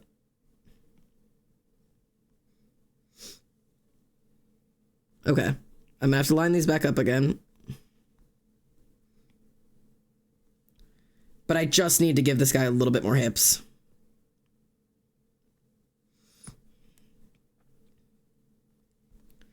Okay. Hopefully this lines up not too bad. Okay. Is that a little bit better? Yeah, that looks better again. Okay. I'm not a 5, 4, 7, 8, baby. Ooh. Yeah, that's what I'm doing. Yeah, I know. It's such a hard piece of advice, but it sucks. But that's such a bad, it's a part of an advice. Wait, where do I find this? Literally Google Enneagram types and go read through them. Ah! Poison, thank you for the sub! Thank you so much. And just as a piece of information, since you did just buy one, if you want to buy a second sub at any point for the rest of this month, anytime I am doing art, you will get 60 days of Crunchyroll Premium. It's something I haven't talked about yesterday. Exclamation point partnership will explain the whole thing if you want to read through it. But yeah, or exclamation point partner. I think it's in the title. But I'm currently like, yeah, with Crunchyroll. Oh, you already have it. You don't even need it then. You don't even need it. But for anybody else, if you donate 2 subscriptions to me within this month, anytime I am drawing art, I'm partnered with Crunchyroll. You can get 60 days, which is 2 months of Crunchyroll Premium, which is a mega fan. So you get like same day Japan releases, no ads, all the fun shit. So if you're weeb, 2 subs to my channel is way fucking cheaper than a 60-day membership. So get it while you can. I'm trying to get you shit cheap. All right. My God. So 2 months, yeah. I said 60 days, so 2 months. Can't get no sleep. So I took the test, I got a solid 642.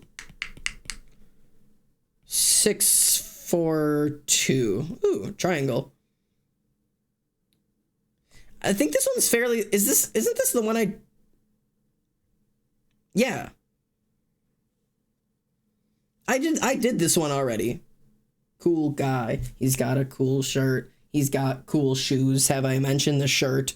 I love this song. Yeah, I was gonna say I did this one already. I did this one, Cyber. This was Hedgehogs. This is Hedgehogs. And I went really hard on that one, so go watch the VOD and see what I did. I was out of breath at the end of that one. You're gonna want to read that one, or listen to that one. This was Ham? No, Hedgehog, not Ham. He's got a job and a family, how does he do it? Balance his work with his wife's underwhelming cooking. He's got all the answers that I want to know. How can I be what I am but 40 years ago? Gee whiz. Not to beg, but I'm so curious about my numbers. Know that I more understand the anchor number. What are your numbers? And some people are white guys in 1985. White guy, 1985. And we're the anchor to the reading. So what if 2, 4, and 9 are all together? It wasn't easy being just white guy, 1985. Ooh.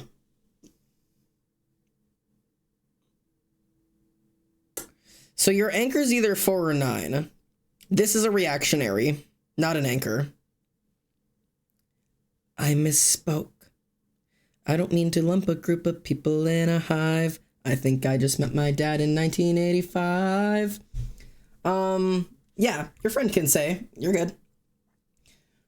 Went ham like slang for crazy. Oh, got it. Yeah.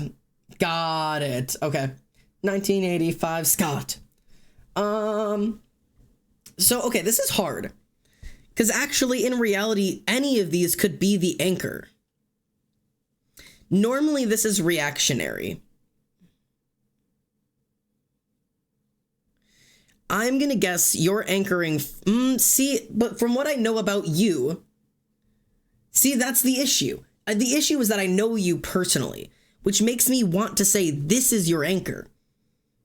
But I don't know if it is. My knowing you personally makes me want to say your 2 is your anchor. Because it makes me want to believe that truly... Knowing you personally makes me biased. It's making me biased because instinctively I would say 4 is the anchor and you are reacting with 2 and 9. Oh, that is really hard. Because here's the thing. I don't know. Be biased then and then true. See, okay, let me explain this in general. All of these can be reactionary.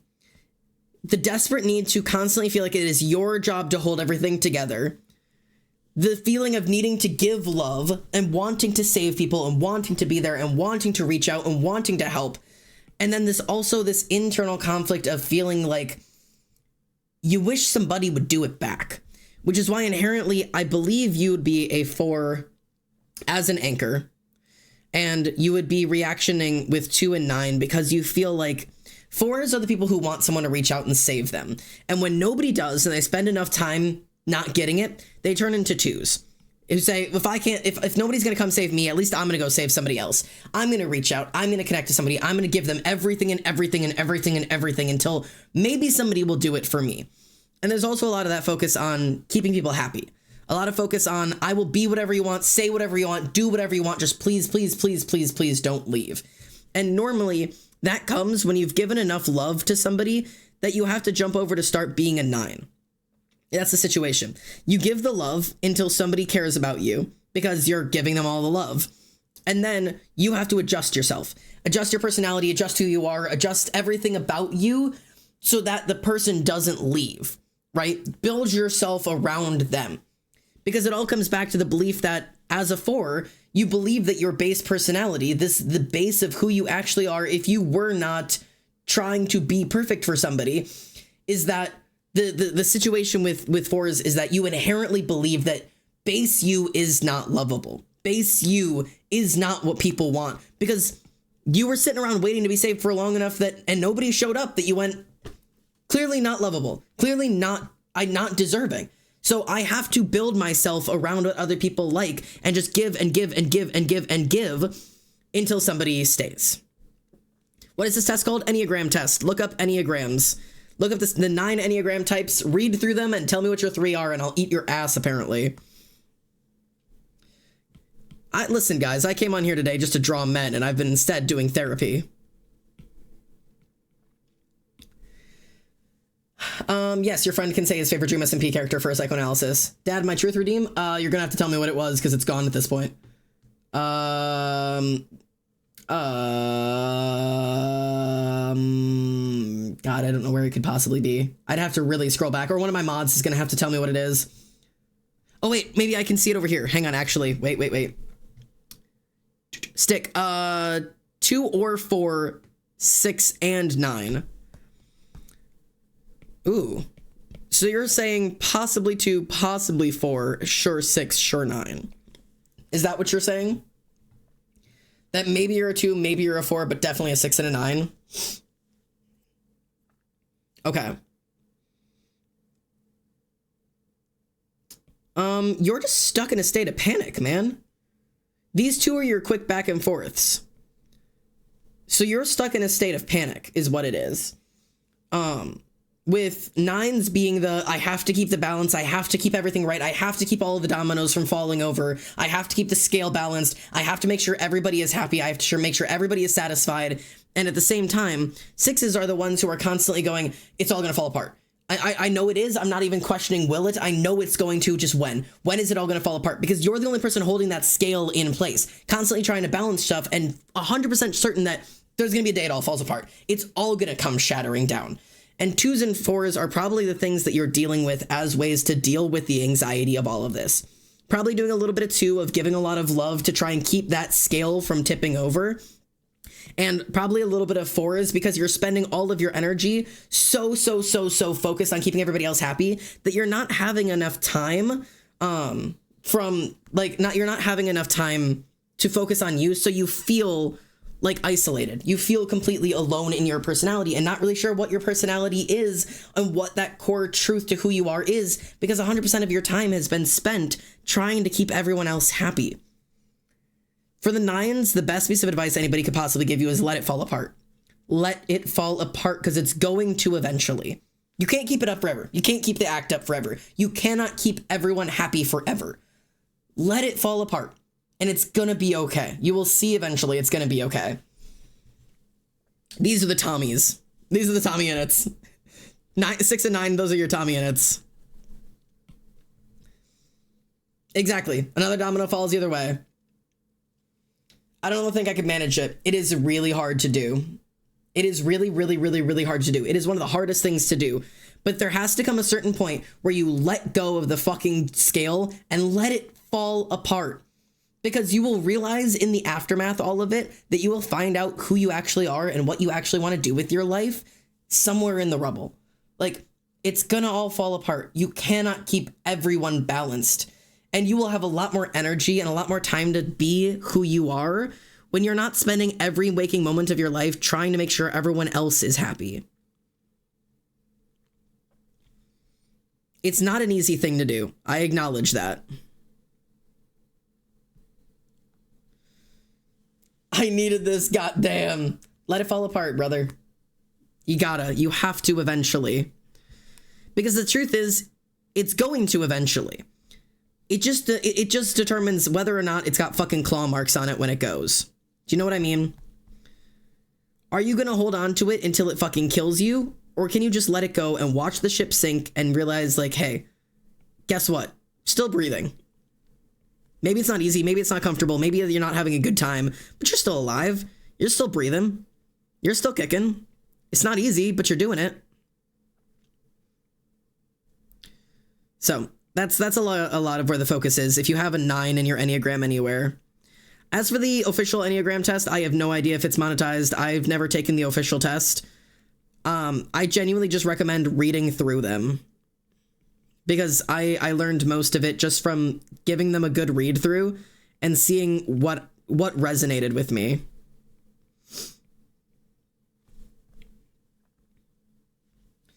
My friend's favorite Dream SMP characters for psychoanalysis is, and I quote, character Tommy and Quackity, slightly techno, heavy on the Tommy and Quackity though. You left him 6 feet under, holy shit. Sorry, man. God damn. I'm trying to work towards letting go, but holy fuck is it hard. It is. It's so scary, and that's okay. It is going to be so scary. And that is okay, because you're a human being. You are a human being. I tend to find internal bias really impacts me, so I rely on tests for at least a little external input. That's true. The tests can be really helpful if you're not at like the point where like you can be like, we can never be 100% unbiased in ourselves. I would just say with enough practice, sometimes you can start to figure them out, but honestly, it's a lot easier with tests. There are a bunch of free Enneagram tests online. I've taken a couple of them, and sometimes I feel like I get them right, but I also struggle more with tests than I do with internal like assessment, because as somebody with autism, I hyperanalyze. I've gone to so many therapists, and they're all like, you're so insightful, you know so much about yourself. Yeah, I've spent my entire life taking my personality apart and trying to figure out everything about myself. I have a lot easier time of reading something and going like, oh fuck yeah, I relate to that, than like answering a question that's supposed to be helping me, because the questions are too vague for me. That's just, it's easier for me. And it means like it's gonna be, I'm not gonna be 100% right in it every time, and also it's gonna change every once in a while. But some people prefer the tests. It's way easier to be 100% unbiased. Some people prefer just reading them over. Some people want to go listen to the songs. Like, there's no right or wrong way to determine what your Enneagram is. There's also no right answer, because it's a personality test.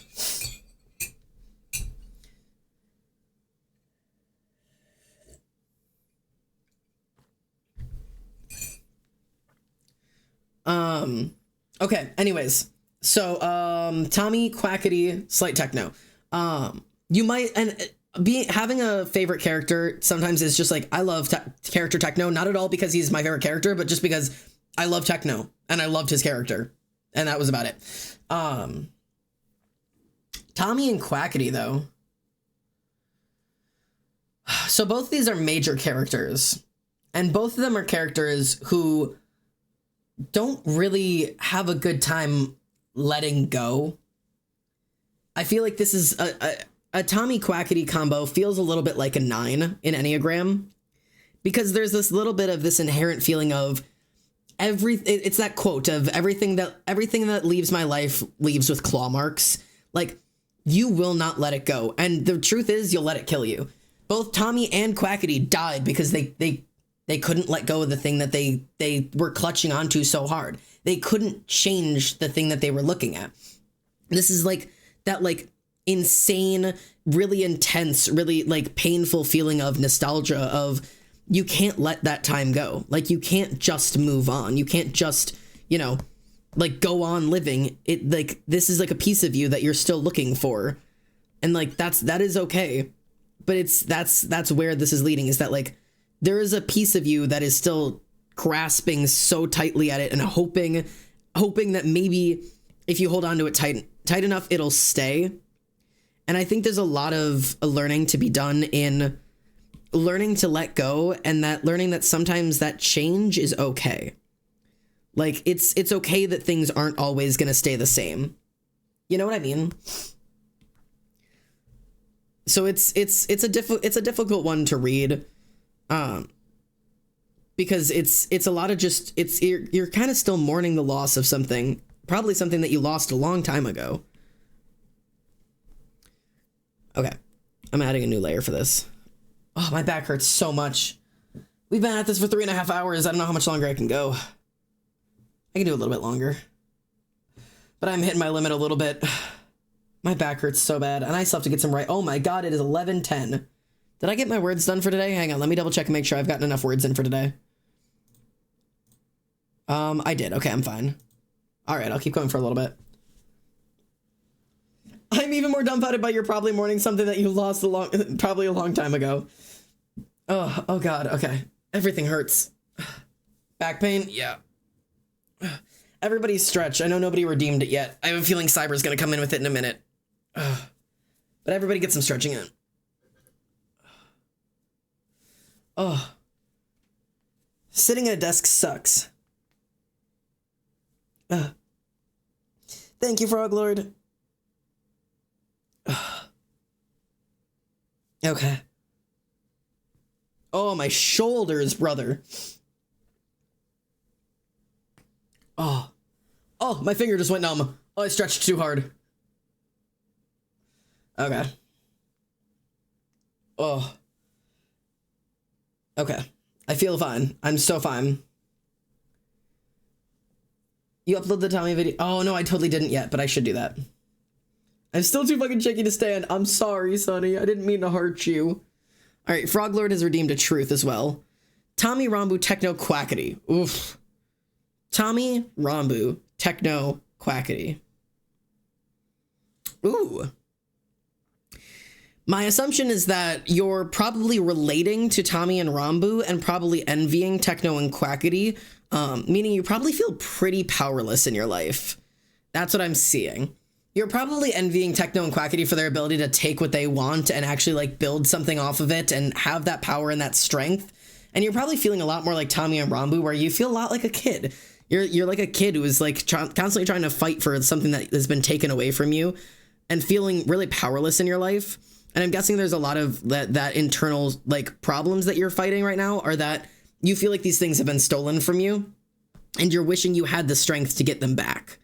Like there's that like inherent feeling of like, I wish I was strong enough to get this back, which is why you're looking back at those other two characters who are very powerful characters and they could take back anything. They could take back whatever they wanted. So there's this feeling of like, it feels like there's something that has been taken from you that you're still trying to get back, if you know what I mean. Like you feel very powerless in your life and you're trying to find the way to be strong. You're very envious of the people who, you know, have the power to stand up for themselves. You're also wishing somebody would do it for you. Hey, thank you for the 10 stream streak. Let's go. Yeah, nice. You got some points out of that one. Really read us to filth, all right. I'm sorry. Tommy, what does that mean about me, Dad? Well, number one, it means that you're got main character problems. You think everything's about you, but also you probably have this instinctive feeling that everybody doesn't like you.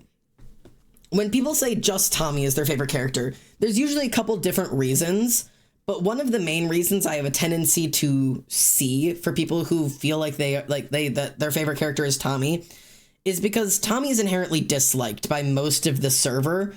And he makes up for it by embracing it wholly.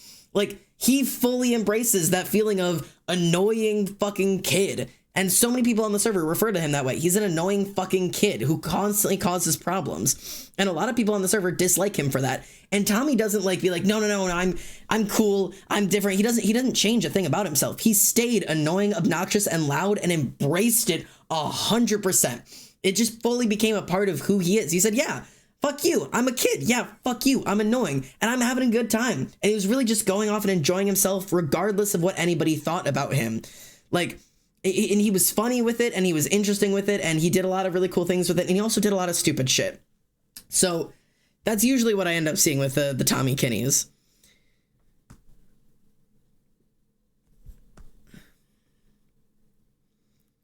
It's the embracement of, I'm cringe and I love it. Embrace it. I'm so fucking hungry. I forgot to give him nipples.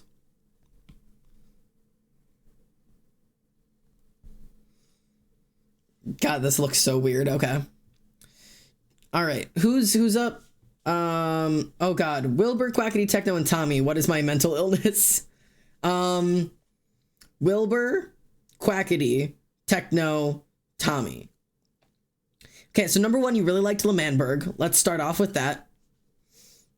which means I'm going to start with found family. Wilbur, Techno, Tommy, anytime those are the three in a combination, you've got 3 out of 4 sleepy boys, and you didn't include the father, which means you're not looking for a parental figure. You're looking for people on the same level as you to connect with. You're lonely. You want that found family. You want to feel like there's a place that you fit in, that people love you and take care of you inherently.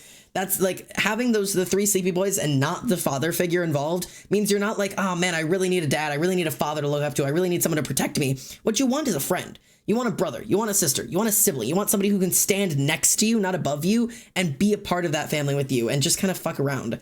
And then Quackity on the outside of all of that is, I mean, it's very similar because Quackity was very lonely. I think I'm going to go with the stick with there's loneliness in this. Having the Quackity at the end of all of that is also just suggesting the concept that, you know, you're lonely, man. Because Quackity literally created slime so that he wouldn't be lonely. And when he lost slime, he lost his fucking mind. You know what I mean? Like, it's one of those things that, like, I think the inherent like nature of this is that you just want somebody to be there for you, and you want somebody who will stay. Because found family stays because it's family. And slime stayed because he had to. I don't know if I'm going to do this type of shading. I just wanted to experiment with it a little bit. But that's like my quote, "Dear God's help, I really am lonely, though I have friends. I feel so lonely." A lot of times there's a difference between I need friends and I feel inherently lonely. Usually feeling inherently lonely is a feeling of being misunderstood, not about not having enough people around you. You know what I mean? Like, there's like a difference between being surrounded by people and being around people who understand you and you don't have to fight for their attention. Do you know what I mean? Those are two different things. Like, if you feel like you're constantly having to vie for attention and beg for people to pay attention and beg for people to ask you things and beg for people to care, then it's not really about having them around. It's about wishing somebody actually wanted to be around. Do you know what I mean? There's a difference there.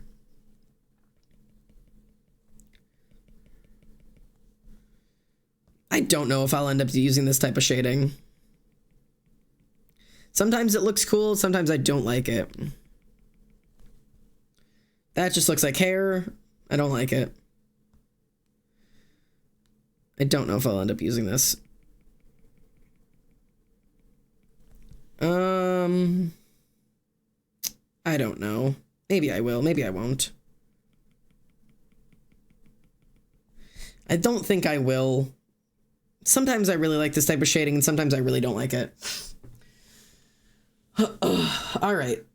Last one, Sonny. 478. I'm running out of the ability to draw. My arm is starting to hurt and I need dinner. 4, 7, 8. Run, bitch, run. Hatching, the only thing I remember from art, yeah. Hydrate, I can do that.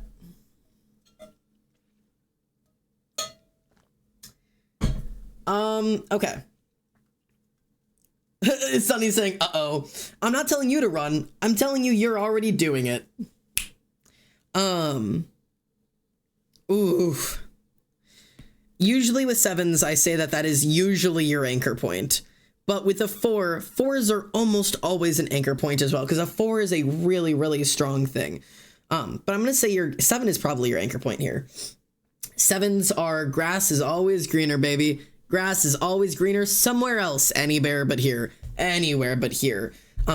Something about 4s that is not just the inherent feeling of like, you know, I'm very different, I am very unique. It is also this feeling that it's not just you that is like feeling like you're, you know, feeling like the world doesn't quite understand you. It's also feeling the world isn't quite right. There's not enough. You're always like looking around like, where is the beauty? Where is the grace? Where is the goodness? Where is the magic?